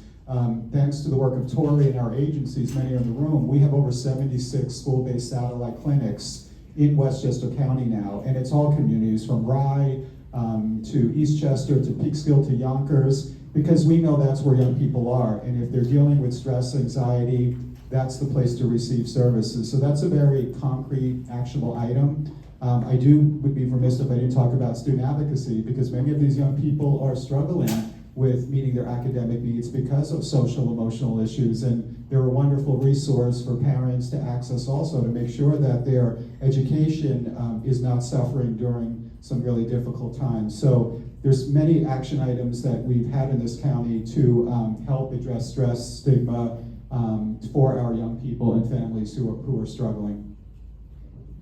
I want to add, earlier I spoke about the Heartline. That was one huge actionable item that was just recently launched. The Brave Hearts are former children that were, adults who were formerly in foster care. And they've been doing a tremendous amount of work with children and families. Additionally, what we have in place is to make sure that we include every family member that when we're making decisions. We don't want to make decisions for families absent their voice. They know they're the experts of their own lives and situations. So we make sure that when we're making critical decisions that we include the family and in the planning. Right, so that's, and we have multiple different types of conferences where that occurs. Additionally, there was a lot of feedback around how we work with families impacted by domestic violence. So we did a huge initiative around retraining the entire staff around domestic violence and how we approach families. Historically, this nation blames women for getting themselves beat up somehow, right? So we've done a tremendous amount of work to shift that practice, right? So what we're holding the persons who are causing harm accountable, also recognizing them as parents and making sure that we are not victim blaming, and instead supporting families and children and keeping children safely at home with their non-offending parent. So that shift has been going on over the last year. We've seen tremendous benefits from that. And that too, we've heard from families impacted by our system and by the court system as well, and how that has affected their families. So we've done a tremendous amount of work, and we'll continue to do that work in partnership with Office for Women, the County Exec's Office, and OCFS around continuing that shift to better support families. To make what we hear actionable on a smaller scale, what I always heard from youth, especially young women, is the clothing issue. They don't have clothing, especially put them through all this training to go on a job interview and they have nothing appropriate.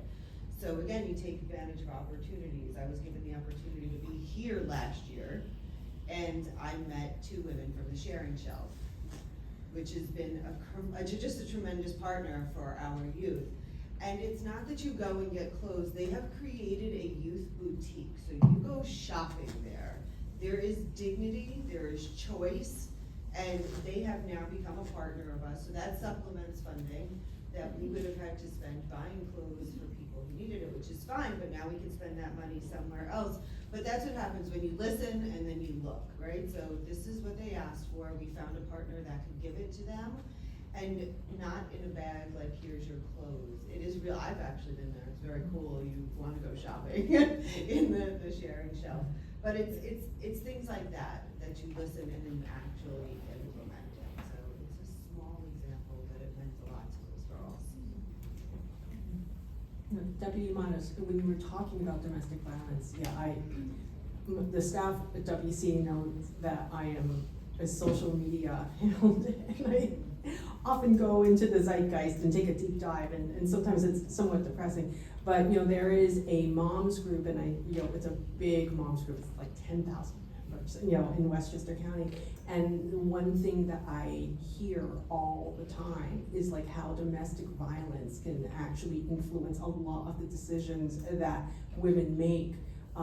In terms of and affordable housing, for example, we're talking about single parent families and, the struggles that they're encountering. And there are so many women who are stuck in domestic violence situations and they decide to stay in that DV situation because they can't afford to move out.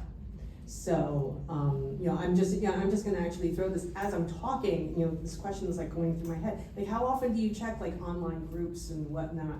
I know there's a subreddit for Westchester, and one of the questions that was asked was, where is the best place to have a good cry in Westchester, and people were like showing the parking lot at, you know, this park, you know, it was really rather depressing. But I'm just curious, like, just off topic, you know, how often do you like go through these online groups and take a deep dive into the fire hose and social media?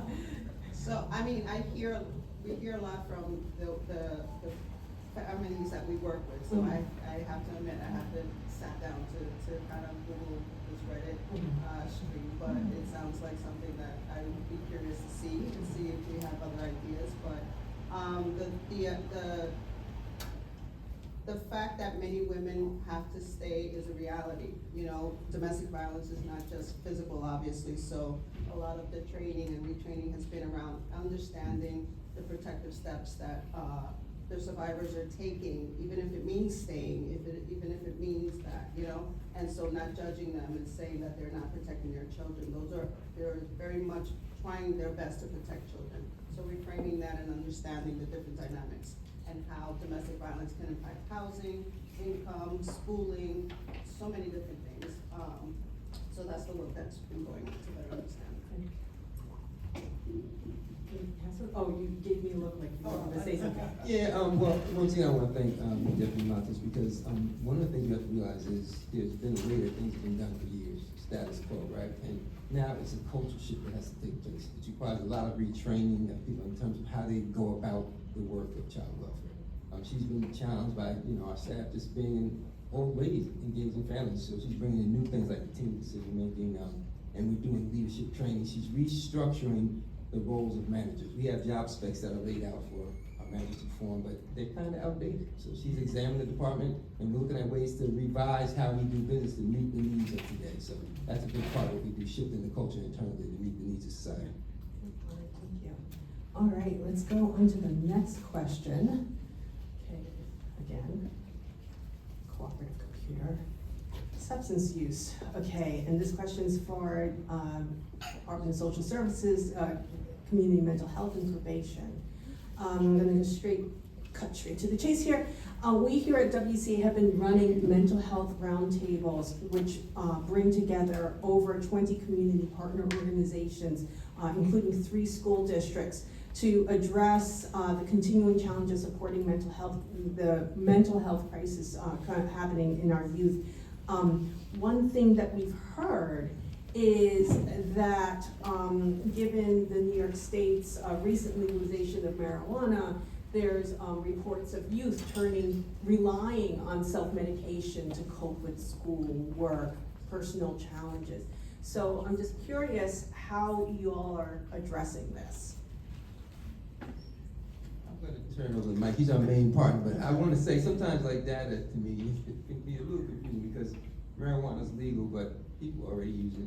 You know, there's nothing new. So they've been doing it all along, and Michael's team's done one of the job working with us out. And guess what, Commissioner? No one asked me my thoughts on the legalization of They did ask me, and I said no. Yeah. What was the number on 12th graders? It was over here. Yeah. 27.2%. Yeah. And the data is interesting. In preparation for this, I looked at some national New York State data. Some data sets like the CDC actually says adolescent marijuana use is down, but edibles and vaping is up. So I think we all know it's a problem, right? It's all over. We know young people at risk whether they've chosen to use or not. And that's really the take that we've taken, really educating our young people, empowering young people. There'll always be a way to get certain substances. It's really recognizing co-occurring disorders, that why people need to self-medicate because of anxiety, because of depression, because of life. So a lot of our effort and focus has really been on prevention and empowering young people. And some of the concrete examples, I know we like deliverables. We do a youth summit every year. This past year at our virtual one, we had 700 high school students engage in very proactive leadership type skills to talk about the issue, to see what they're going to do in their communities. I think there were only 3 high schools, which I will not shame, who didn't show up this year. So it's really spread and it's been very popular. The other thing, thanks to our county executive and board of legislators, we used a good significant amount of our opiate settlement funds and gave it to Partnership to End Addiction, which is a national organization to work with the Harris Project and WJCS to create the first ever in this country, we like to be the first, co-occurring curriculum for high school students and faculty and family. So it's just being in test mode right now. We've delivered to many high schools. So we hope every high school will have that for free. We're really empowers about decision making, really empowers our young people. We don't want to neglect the treatment side because we know that we need to have effective treatment. And the old days, it used to be, well, if the person is substance using, forget about mental health treatment. You gotta get clean first. Well, they're too mentally ill, so you gotta send them back to mental health. So thanks to the credit of our agencies, we really believe in co-occurring disorder now. We actually have a SAMHSA grant, and Lorena Rukaj, who's in the back, is leading our efforts. But we have Andrus, Lexington Center, WJCS, and FSW doing evidence-based treatment for co-occurring disorder. And guess what? Many of these young people have experimented with marijuana or other substances as well. So it's really understanding the reason why young people may engage in substance misuse and really building effective treatment. I think all of our school-based satellite clinics are all now competent and trained. We've used some of our settlement funds to train clinicians on really understanding co-occurring disorder. So it really starts with education, screening obviously, but also effective treatment. And again, this wouldn't have been possible without our county executive and board of legislators. There are many counties that haven't seen a dime of the opiate settlement funds. Our county executive and board legislators made sure that every penny was going to go into prevention, treatment, research, and recovery. And we've lived to that, and I think we're the only county in this state has actually fulfilled that at this point.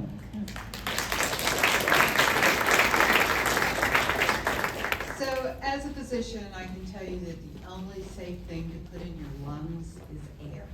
That's it. And so marijuana use among adolescents and young adults, particularly those under the age of 25, can affect normal brain development. It can lead to problems with learning, memory, coordination, reaction time, and judgment. There are physical implications associated with using any combustible product, such as cancer, heart disease, lung disease. It's terrible to see people can't breathe as a result of some of these things. It can affect your eyes, your ears, and cause throat irritation. To curb the use of vaping among youth, especially by the most popular route, which is, of course, vaping, the health department has developed some PSA videos, a brochure, a website content around this topic. The PSAs were created in collaboration with several of our community partners, and there are 3 videos that address the health risks of vaping in children, how to recognize a vape device, because as a parent, I can tell you, was working with a guy who he actually taught people how, because he went down to his basement thinking, you know, it's so nice the kids want to stay down in the basement and watch TV. They were actually vaping down there right in front of him, and he didn't even know it. So how to talk to your children about vaping. These are all available on our website, along with a brochure on vaping. And in addition to educational efforts, we also participate in enforcement measures that curtail the sale of illegal and synthetic cannabis at smoke shops, gas stations, and other retail establishments. While the New York State Office for Cannabis Management is the primary agent responsible for enforcing regulations and overseeing the cannabis market, our health inspectors do come across illicit cannabis products when they're conducting our Adolescent Tobacco Use Prevention Act, that's called a TUPA inspections. And with a TUPA, we actually hire young kids to go in and try to buy cigarettes and vape products. And when vendors sell to them, our inspectors go in and issue them a ticket, and they have to come before our judge, and they do pay fines. A TUPA regulates the sale of tobacco and vaping products to restrict their access to youth and young adults. A TUPA violations can result in civil penalties as well as retail registration, suspension, or revocation of their license. If members of the public are aware of any establishment selling vape or tobacco products to minors, they can report that information to us by calling our public health information line at 914-813-5000. And we can all work together to keep these harmful products out of the hands of minors. You know, flavored vapes especially. And it really does create a lot of long-term health problems that I know that, again, I want to thank Legislator Jewell for helping us get this kind of messaging out to, and all of our Board of Legislative members who helped us get health and information out to the public. So thank you for that.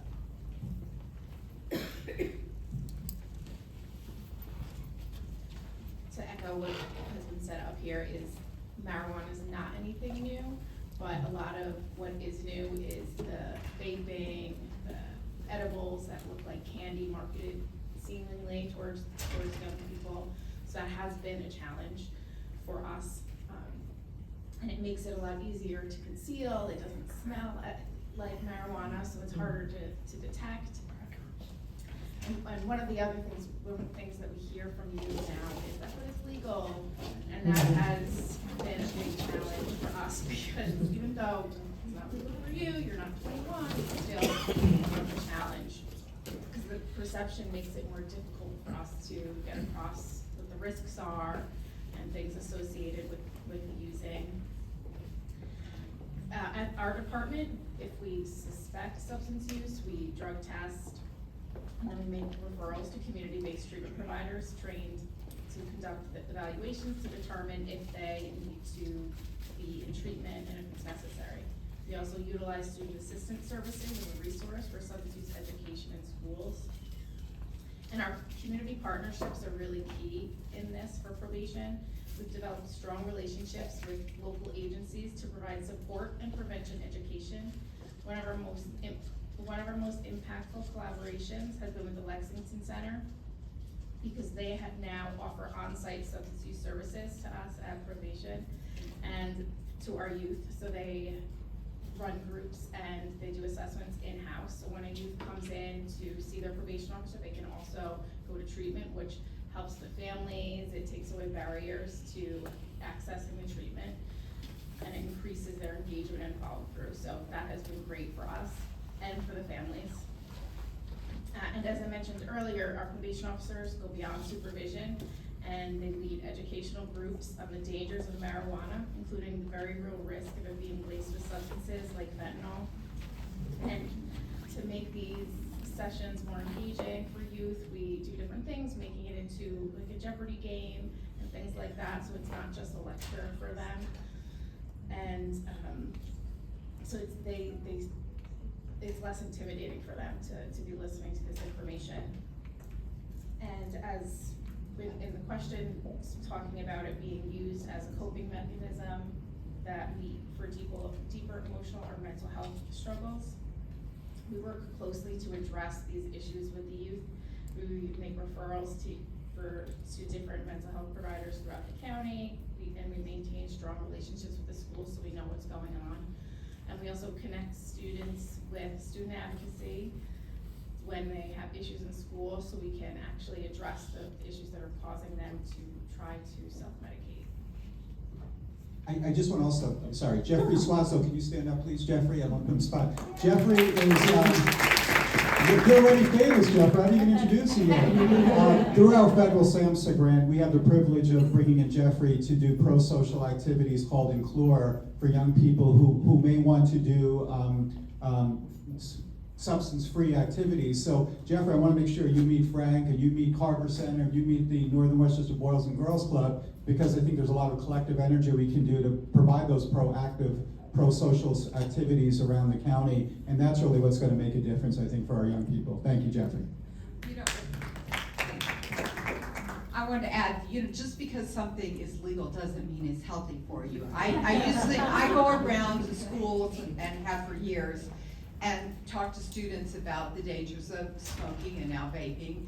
And when I talk about smoking, I tell them, that if you take a cigarette, it contains thousands of chemicals in that cigarette, half of which are known carcinogens, including formaldehyde. If it were invented today, it would be illegal. If you've ever watched somebody who's a chronic smoker and they're dying of emphysema, it's a terrible thing not to be able to breathe. And you have the same problem with vaping. It has some of the chemicals that help with the ignition of the product are very dangerous. and these things can literally eat your lungs up. And so just because something is legal to do doesn't necessarily mean it is safe or smart to do.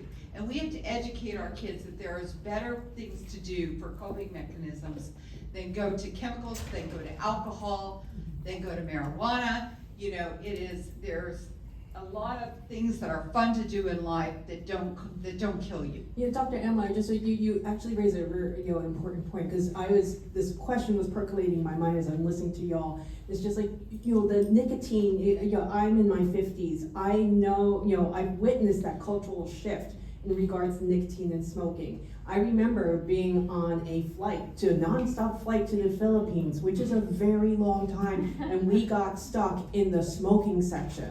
So and I was a 10-year-old, and because I was dramatic, I was crying and saying, why are these people trying to kill themselves with this smoke? And I made sure that everybody heard. I was not happy.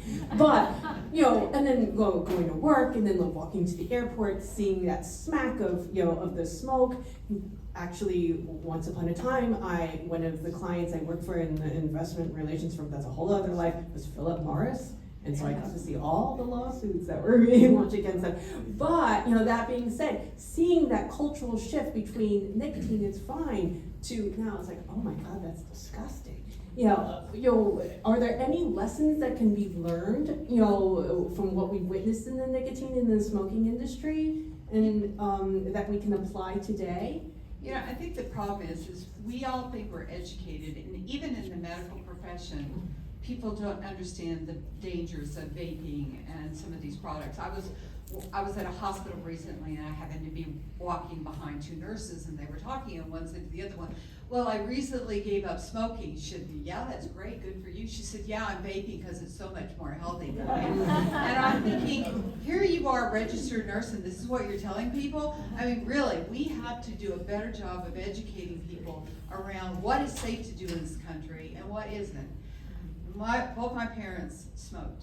Both my parents died young. I watched my father gasp for breath, and it was the most horrible thing I've ever seen. I wanted to photograph it, I wanted to video it and show it. Years ago there was Power for Tobacco, and they asked me to do a video, and I did. And in that video I said to them, my mother, I used to beg her, please, as a kid, don't smoke. And she said, I'm not hurting anybody but myself. The reality is, when you die, you hurt everyone who loves you. So it doesn't just hurt you, it hurts everyone who cares about you. So we, all of us, have an obligation to try to make people understand that these products are not safe. And marijuana is a gateway drug to other things. And the county has been fighting, the health department's been doing a Narcan program since 2014. When we first started that, I thought, we'll do 50 trainings, we'll be done, it'll be over, We are still doing them. We can't train enough people on Narcan, and every day, residents in our county die from opioid overdoses. Young, healthy people, kids, moms, everybody. It doesn't matter your race. It doesn't matter how rich or poor you are. It happens every single day. So we need to get together as a society and really talk about these dangers. And I'd be remiss if Trevor Payne would kill me if I didn't say this, but the reality, and not to debate about which one is more significant, alcoholism is still the #1 reason people go into treatment, and it's still the #1 cause of death of addictive behavior. So that's been legal, and we all make our choices, but when you talk about the reality of knowing what's going to happen and the impact on many of our individuals and health issues, it's also a big issue that we need to educate our young people on as well. And it's all around mental health, because people who are doing this they're trying to self-medicate. They're trying to make themselves feel better. And luckily we're going to have mental health clinics now run by the county. Hopefully we can help people find another coping mechanism other than, alcohol, illicit drugs, smoking, vaping. All right. I have this question. We've been talking about, I have our last question. Well, yeah, we'll see. About shifting society. And so what do I mean by shifting society? We've already talked about this. We've got social media. Our 2024 advocacy breakfast was all about social media. And we all talked about, how engaging social media can be, but how it can also lead to negative mental health outcomes. I can't count the number of times I've said to myself, thank God there was no social media when I was a teen. The pressure to be nothing but perfect, especially in an environment where your mistakes can be broadcast worldwide, it's excruciating. So, I'm also including this slide on employment rates by race and ethnicity, like social media unemployment rates, what's all that about. The reason why I'm doing that is because, I think the question has popped up in many people's heads, is my job going to be replaced by an AI bot? And I hear that every day, regardless of age, race, or zip code. But we're particularly concerned for those who are on the wrong side of the digital divide. And for youth who are just trying to start to figure out what, with this new development, how is it gonna impact their career? So this question's for the Youth Bureau and Career Center. We've got tech shifts like AI and social media, then we've all got this economic and political turmoil just to add to that layer. It's very evident that society's shifted in many and is continuing to change in many fundamental ways. So with the introduction of stuff like AI, social media, what are you all doing to keep ahead of the times? And how are you ensuring that children and adults, for that matter, are keeping up with these challenges while maintaining their mental health? And this question is for the Youth Bureau and the Career Center. But everybody else, you could all chime in too, so. Thank you. In addition to the Youth Bureau deploying resource to many providers, we do professional development. And so when we hear different trends, and clearly this is one, in terms of how do we get young people either off screen time, or how do they monopolize if they're going to use social media. We look to do more professional development training.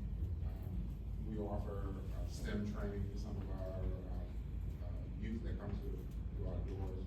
And again, we'll continue to promote the need for, I don't want to say favorable social media use, but healthy social media use, because the reality is it's here. That's not going to go anywhere. And so as we start to see trend on what young people can do to either monetize their work with social media, we'll conduct professional development through our service providers.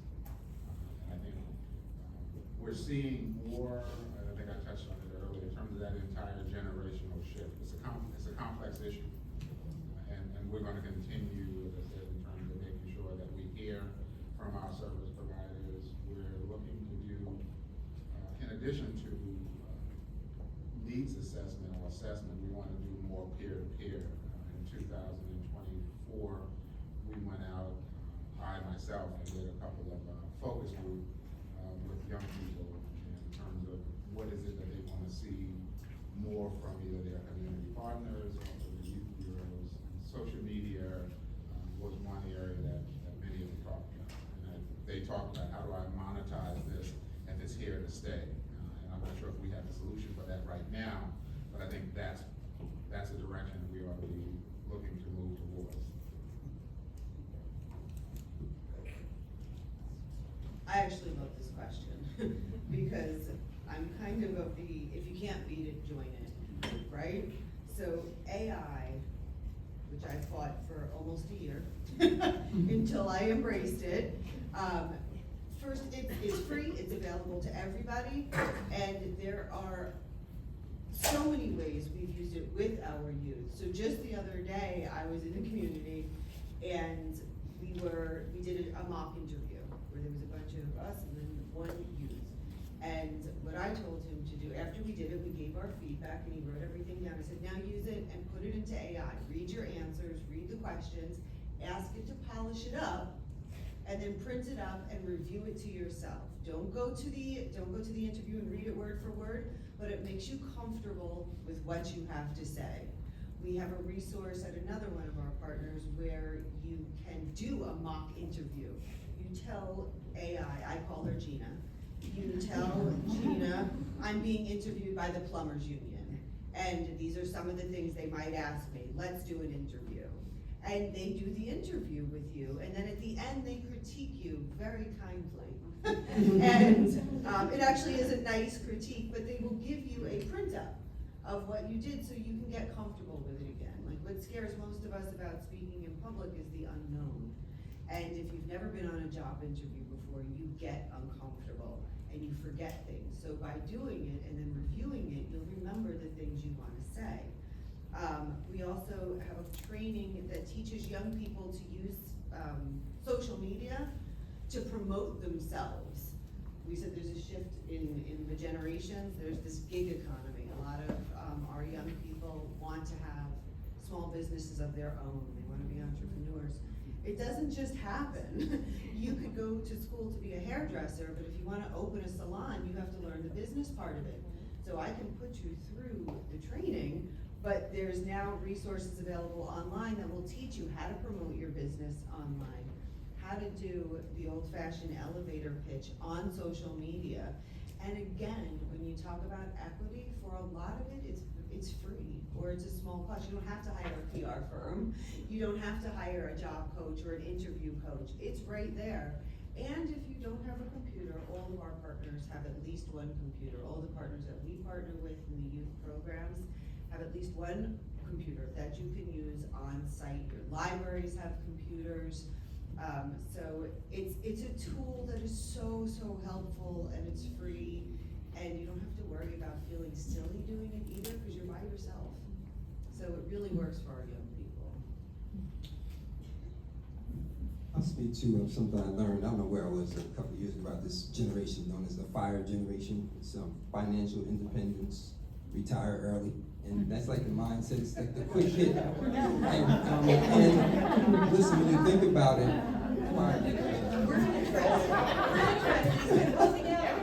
well, the thing is, when you look at how it's happening nowadays, you got gaming, right? You have social influencers, what they call, they're making millions of dollars. Kids are watching kids overnight become these stars. I saw one guy on a talk show, so now I think, I don't even know what he does. He's at an award show. I'm like, how is this happening? You know, so there's a quick desire out there to get rich early and do it fast, and AI and computers seem to be the way. And I think what we have to do is, like we were saying, you know, utilize it in terms of helping them enhance their skill sets, like interviewing and things of that nature, but also identifying their strengths and their areas of interest, and then guiding them toward those things by utilizing technology. Because like Ernest said, it's not going away. So we can't beat them, we have to join them. Yeah, one thing I'm concerned about, and you know, working with data, you know, I code on occasion. So I have used AI to say, okay, I'm trying to do this in R, write some code for me to do X, Y, and Z. And it'll spit out the code, and it's absolute drivel. I'm just like, this is totally useless. But I know that, you know, I'm not gonna take AI by face value. I've heard of people who use AI as a therapist, you know, because they can't afford to do anything else. So like, you know, part of the time, because I'm always checking my sources, you know, there is a prompt you could do in ChatGPT to like force it to spit out all the sources afterwards. But you know, like one thing I'm concerned about is like, okay, here's AI, it's giving me all this advice, but they don't have the experience to sort of parse out, okay, what is junk versus what is real. So, you know, we're not gonna solve it in this panel, but I'm just like wondering, you know, with the feedback in regards to that, like what I was saying. I would say that not so much what's real, but what is real for that person. So we never encourage our young people to say, I'm applying for a job, give me a resume. And that, because we had to untrain that. It was too simple, but it's also not you. And when you get to the interview, it's gonna be very bad. So what we teach our young people to do is to do it yourself, and then you use her to polish what you have, or to practice what you have, or to make it sound a little bit better, or to give you ideas like, oh, do you not do any volunteer things? And you're like, I do volunteer things, I didn't think about that. So we use it as a tool, but never to just be you. Don't ever let it be you. So so it's not so much the facts, because my youth don't use it for that, the accuracy of things, but it's to use it as the tool it was meant to be, to help you be a better you. Liz, I'm just curious, have you heard feedback from kids that is saying, I'm gonna be replaced by an AI bot, or they're not at that point yet, or, So not to disclose my age, but I think it's people my age that are a little bit more afraid of it than the younger folks are. It's an interesting thing. They're not so much afraid. I mean, I'm not saying every single youth, but no, I haven't heard this fear. We're afraid of it. We're afraid that we're gonna be replaced. I think younger people, because they've grown up with this, or at least the precursor to this, it's like, this is something that's gonna help me. This is something that's gonna be alongside of me. Instead of a coworker, I'm gonna have a phone, which is a whole other issue, but they're good with it. They're comfortable with it. So we have to get comfortable with them being comfortable with it. At a point, the county has recently introduced the AI policy, so I think this is right in terms of how you use it to your advantage. For example, we asked ChatGPT to give us a code of conduct. It spit it out, very nice, but then we have to tweak it to fit our needs. So we're not gonna just take what it says and apply it. We're gonna look at it as a draft and then fit in how it works for our organization. Another example is a call center. They have a contractor we're working with that has worked in other counties already. Has a product called EVA, which answers a lot of the calls. And so I didn't volunteer as a pilot county. I let the other counties go first so we can work out the kinks. Now we're looking at participating, but EVA will kind of help out with our CEMIC Center, where our staff have to answer calls from all the community, and sometimes the staffing issues when people get promoted or leave, it puts us behind the 8 ball and the calls start getting backed up. But this EVA product will come in and answer calls, so I can reduce my staffing there and use them in other parts of the department that has needs to fill vacancies and gaps. So it's about utilizing it in a way, in a controlled manner. Don't let it take over everything you do, but give it its specific role and monitor it and then see. I'm glad you said that, because as a data person and somewhat a dork, I'm reading about certain departments who are using AI or predictive models to make decisions, at a case management level in regards to, okay, should these kids move out of the home or not? And so, I'm glad that you're saying, in a controlled manner, because that is a concern that we've been having for a while. I want to add that as we continue to navigate social media and the use of AI, particularly amongst our youth, the governor just recently banned cell phones in schools, which my daughter is fussing about. So it's going come September, it's going to be curious to see what, if any, effect that's going to have on the mental health of our children. So I'm keeping my fingers crossed that that's going to help us along in terms of youth mental health and how they experience each other. And Frank, I may be wrong, but still the #1 influence for young people is what? Parents. So we gotta check out our own behaviors, and because we have a significant influence, so can we put the phone down as well in the appropriate time? So challenge to adults as well. Okay, we're gonna move on to Q&A. And so I want to start off before we start off in the in the Q&A. I'm so I wake up every morning and I think, gosh, I'm so lucky to be working with a group of all of you, because we all have dedicated our lives to improving the lives of Westchester's children, all children and families. And so it's great to be here in this cohort. And this is a place where we ask tough questions, but we always start off with kindness and that shared mission. So I am going to take a step back now and have questions for the audience. And do we have a mic to rotate around? Yes. Okay, I see Meg. Okay, so, oh, yeah, okay, yeah.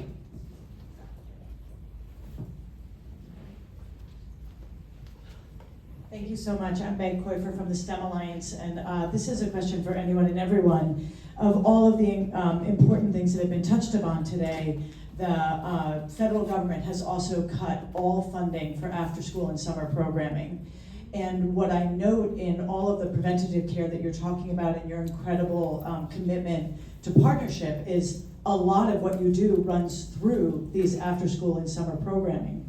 And I'm just wondering, how can we partner together in this advocacy? I know there are so many things that we're defending or talking about, but I am deeply concerned that all of the programming that we want to deliver, mental health, STEM education, appropriate use of technology, disconnecting from devices, et cetera, will all be thwarted by the very things that were established from Nita Lowy right here in this state for 21st century learning.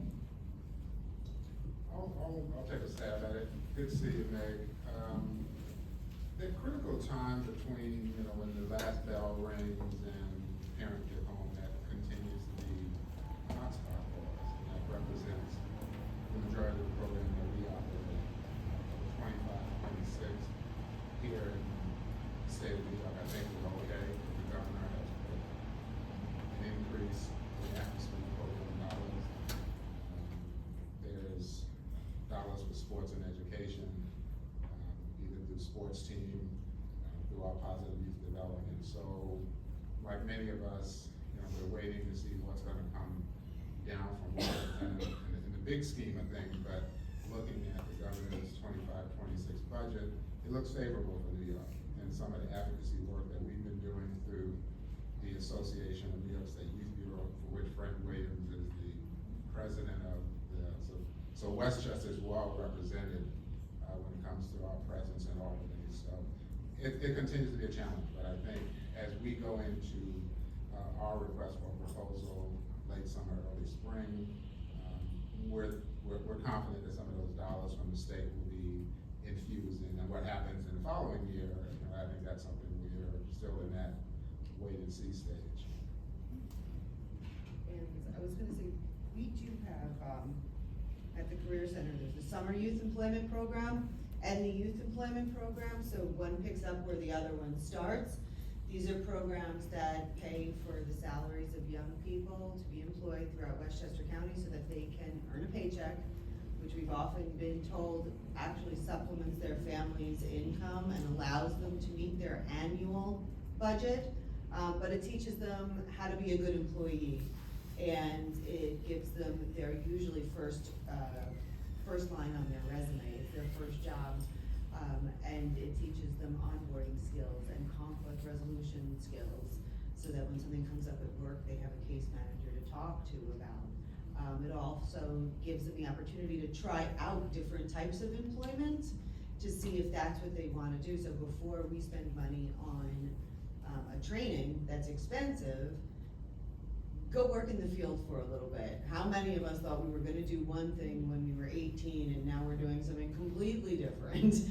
So it allows you to experience the field, but we do still have, we actually received a small amount of increased funding for the Summer Youth Employment Program, and our Youth Employment Program got a very large increase last year. So we're thrilled about that and hope you all take advantage of it.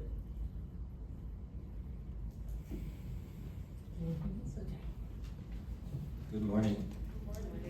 My name is Bijan Kimigar with Echo Strategies. I love WCA for so many reasons. The team, this event that happens each year continues to be enlightening. And then also all the data that you bring together. You have a huge role. I think this team at the table today, all the data that you have are so important. And I keep thinking about how do we connect it to one another. There's a concept called adverse childhood experiences, which identifies if a child has experienced substance abuse in the home, homelessness, violence, all of the topics that you've been talking about.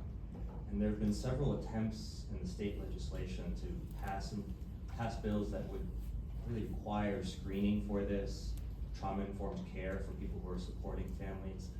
There's a lot of challenges in terms of bringing data together, people feeling like they're surveilled. Also, if you ask about needs, then you have to support those needs. Can you talk a little bit about where this concept of adverse childhood experience is and the data that could be so powerful if we brought it together, where that's going? I know Executive Jenkins said we can't do new things right now, But I really feel like if we start early and we invest early in these types of systems, we'll see the dividends down the road. It's one of my favorite subjects. Thank you for bringing that up. There's a documentary called Resilience that came out, and it was based on ACEs. And me and Michael just had a conversation the other day about how can we coordinate to get this in the educational track. There was something in the video, I don't know if you saw the Resilience video, but there's something called the Kinder track, which they, when we're working with kids, preschool kids, talking to them about what's going on in their lives, identifying possible household trauma or child abuse. And when you start early, you know, they find ways to get the kids to open up the drawings and all these unique ways, but what it does is gives us the opportunity to help them sooner, you know, and it does have an adverse effect on your health and your longevity. It's been proven in that video. So we are working, he has Dr. Andy Bell in his division. We actually did a presentation to state commissioners a couple of years ago about ACEs, and we here in Westchester really do want to move forward with that, so I appreciate you bringing that up. Also, we're required by the state to give out a handout to our customers when we see them at certification on ACEs and what it's about, so we're trying to educate our staff to be more involved with that. Any other questions in the House? Okay. Hi, I'm Kate Permit from the Westchester Women's Agenda, and I want to build on what he just talked about, is people feeling surveilled, and the atmosphere of the current federal government making it so that even the Census Bureau says they are really worried about the next census and people refusing to share information. I'm curious about how your different departments are going to address that kind of growing concern and the public being reluctant to engage with government where there are so many wonderful services. I would say that goes back to a little bit about what I said before with the credible messengers, right? You send somebody who has never been to that community, who has never been to this part of Westchester, and you send them in cold and say, talk to me about the most intimate parts of your life. Yeah, I wouldn't do that either. Like, there wouldn't be a lot of trust there. But if you have an organization that has existed in that community for 30, 40, 80 years, and you partner with them and say, hey, we're genuinely trying to help, we're trying to get funding to where it's supposed to be, can you be the liaison to this community, to this pocket of Westchester? And I think that's probably the smartest way, or the best way, than sending strangers into a community. Yeah, I want to follow up on that. We just had alert media provided to our child welfare staff, and we go out and do field visits, and one of the concerns was we're being followed all around. So, you know, it's like we're trying to protect you, and you're worried about being followed. So it's all about messaging and how you present it and what it does and what the purpose is. And your point is correct. We have to use our community partners, our nonprofit organizations that customers are familiar with, that they trust, to put messaging through them to the community about what's safe and what's not, and how it's important to be a part of the census to add more resources to your community.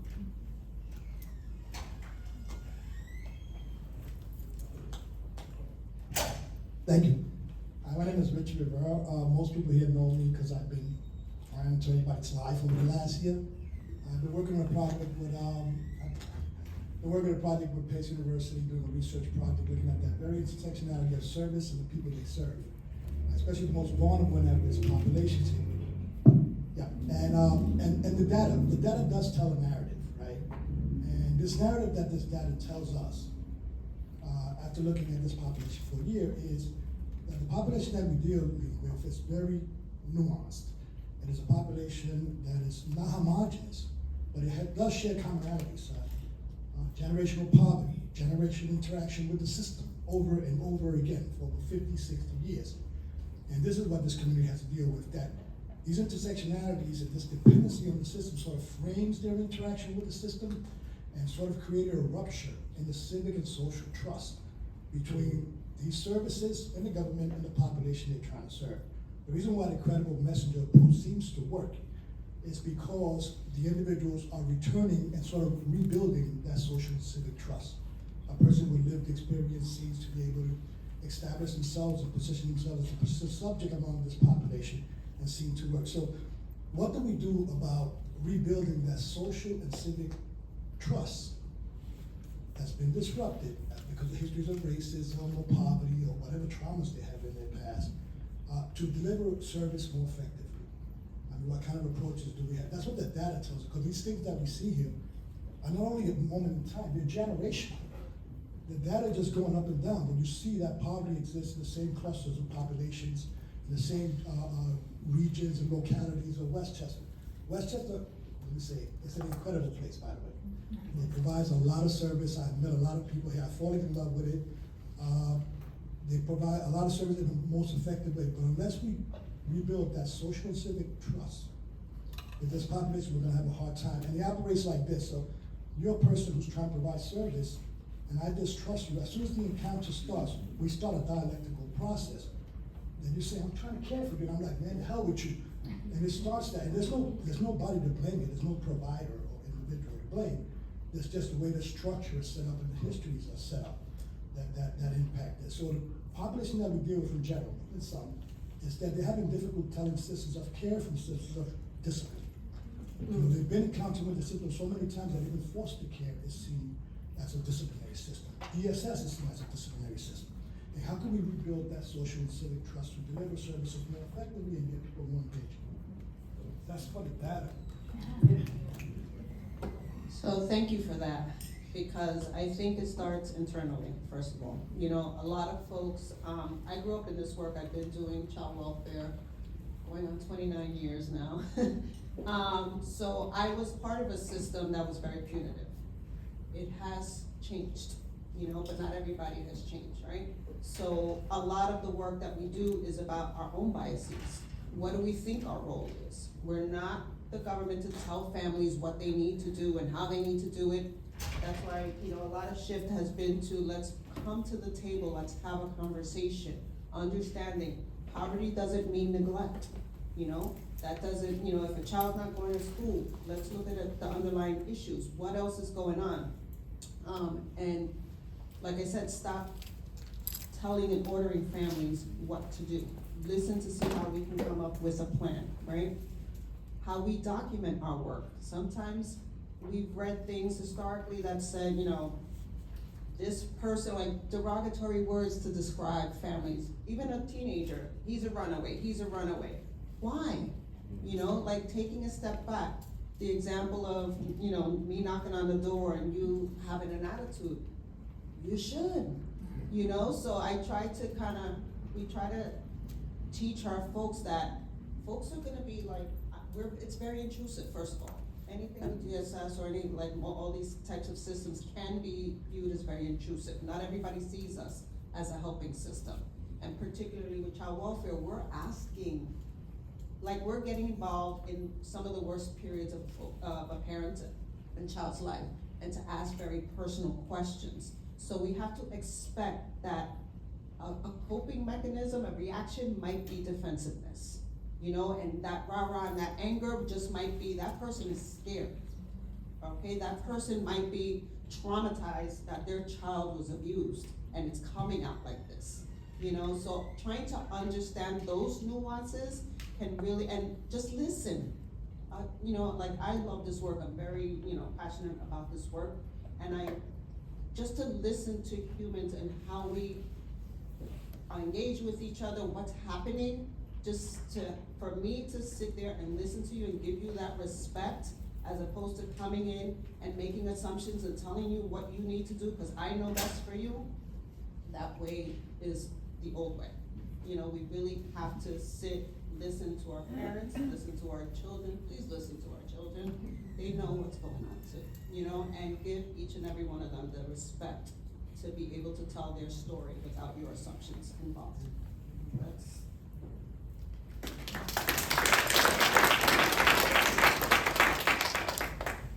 Yeah, I would just add in terms of, Richard, thank you for that. I mean, that was a loaded question, but thank you.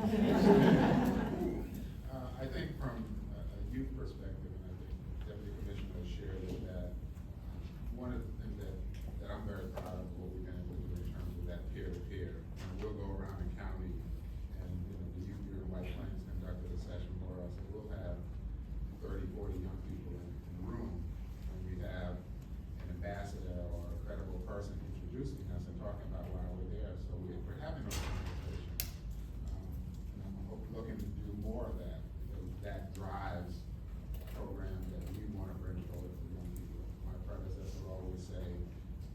programming for young people without young people's input. And we're gonna continue that, so I think to your point, if you don't hear me, how many more can we program? So that's the philosophy that we'll operate on. All right, so on that note, oh, we got one more? Sorry, Lynn. Good morning, everyone.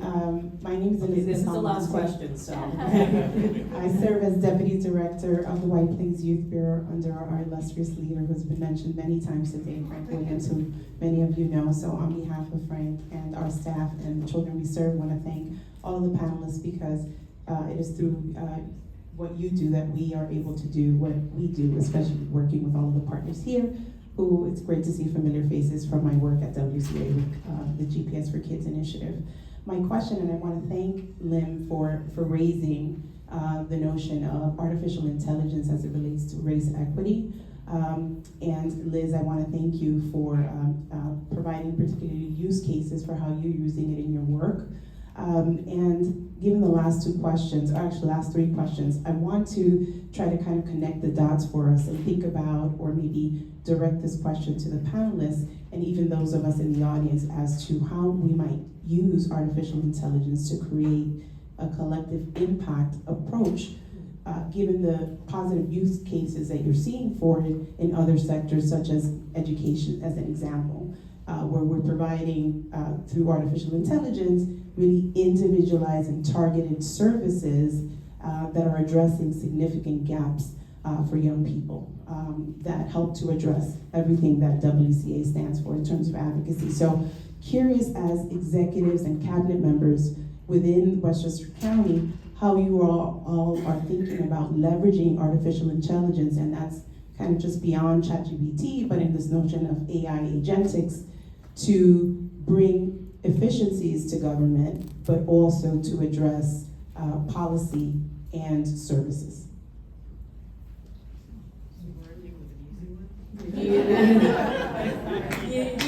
I just want to add something to Liz. It's not necessarily a question, it's just a comment.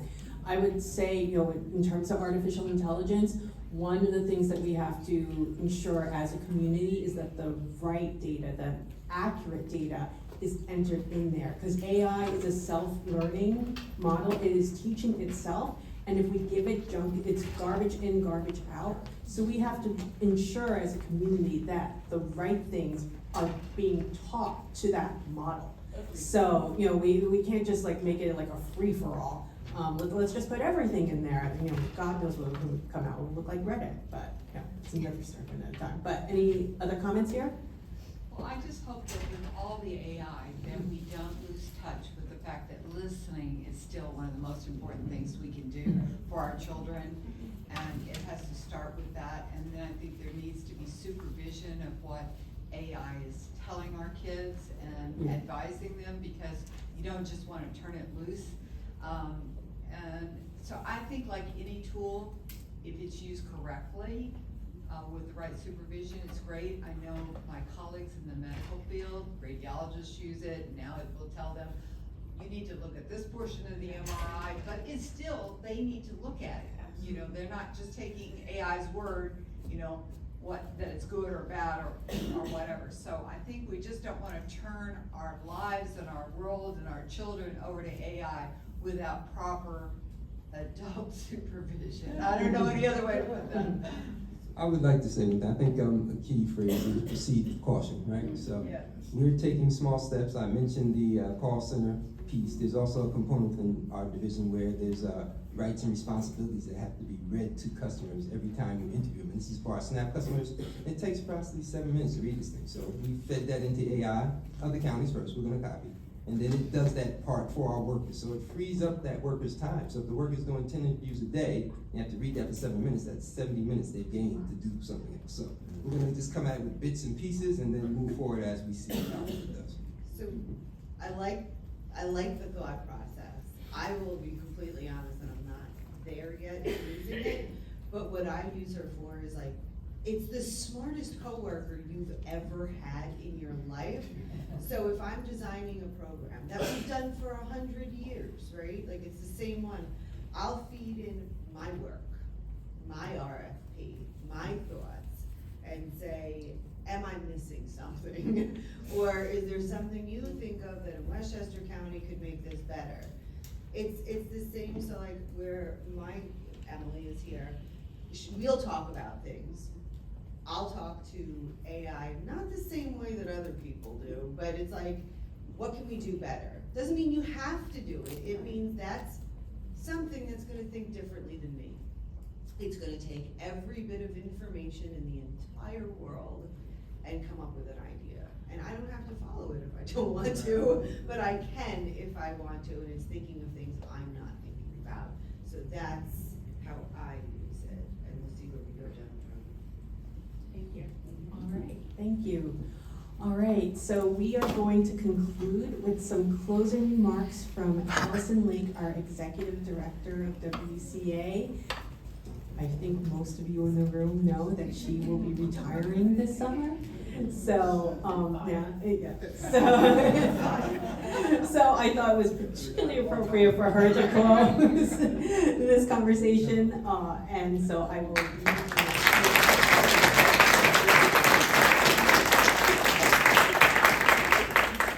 Thank you, Lynn. Can we have a round of applause for Lynn Marie Cabrera, the one and only?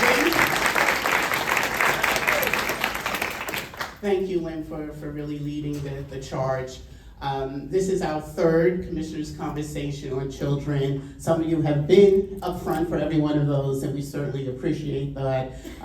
Those that are new this year, thank you for participating. Because it has been said over and over again, it takes all of us in this room. It does take the village, right, to raise children that can reach the potential that they have.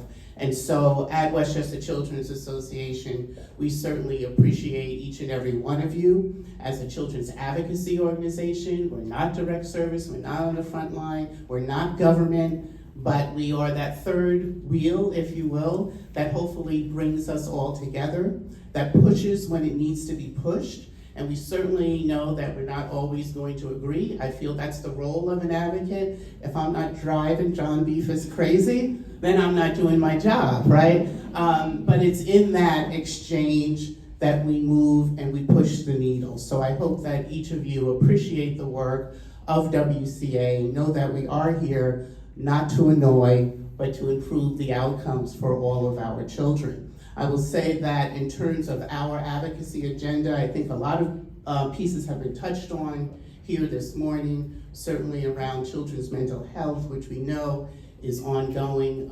Want to thank Legislator William Johnson and the Board of Legislators for support for WCA on this. Lynn mentioned the roundtable that we've been doing with staff from DCMH and other community organizations. In terms of the Department of Health and Early Childhood, we continue to be proponents of early home visiting and engagement, because we know that sets children and families off to a start.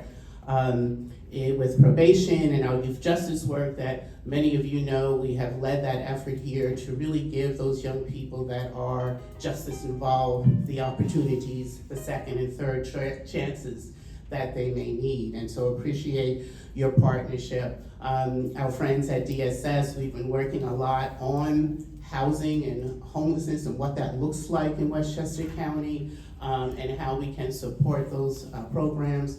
Mr. Scott, I know my staff will not let you get out of here this morning without having a conversation with you as we look at families that are in the shelter system, and we are aware of Assemblywoman Pauling's legislation about shelter fees, and so are here to partner with you to really improve those outcomes, and in terms of preparing kids and having them ready. Years ago, with Workforce, we at WCA had a campaign called Ready, which was about Daniel, you're there, right? And others, about getting kids ready to work and the importance of that. And certainly our good friends at the Youth Bureau, looking forward to that next RFP and engaging with the County Youth Bureau to make that process one as sort of on point as we can with all of these issues that we talked about that children and families are dealing with. We want to make sure that that Invest in Kids funding, which I will mention, many decades ago, it was Westchester Children's Association that advocated for tax levy dollars to go into Invest for Kids, right? So here we are, decades later, and in this time of federal uncertainty, of funding uncertainty, we know that we have to hold on to these pieces that are going to support our children and families, and we certainly can't do it alone. And so I want to thank each of you for coming out this morning. Appreciate the hard work that is ahead for all. As Lim said, I will be stepping down from the executive director sometime in July, is sort of the scope of it, but I won't be going far. Just know that, right? That I am a committed advocate for children here in Westchester County and beyond, and have appreciated the years of partnerships with many of you in this room. So thank you again for coming, and we'll see you next year, but I'll be back there.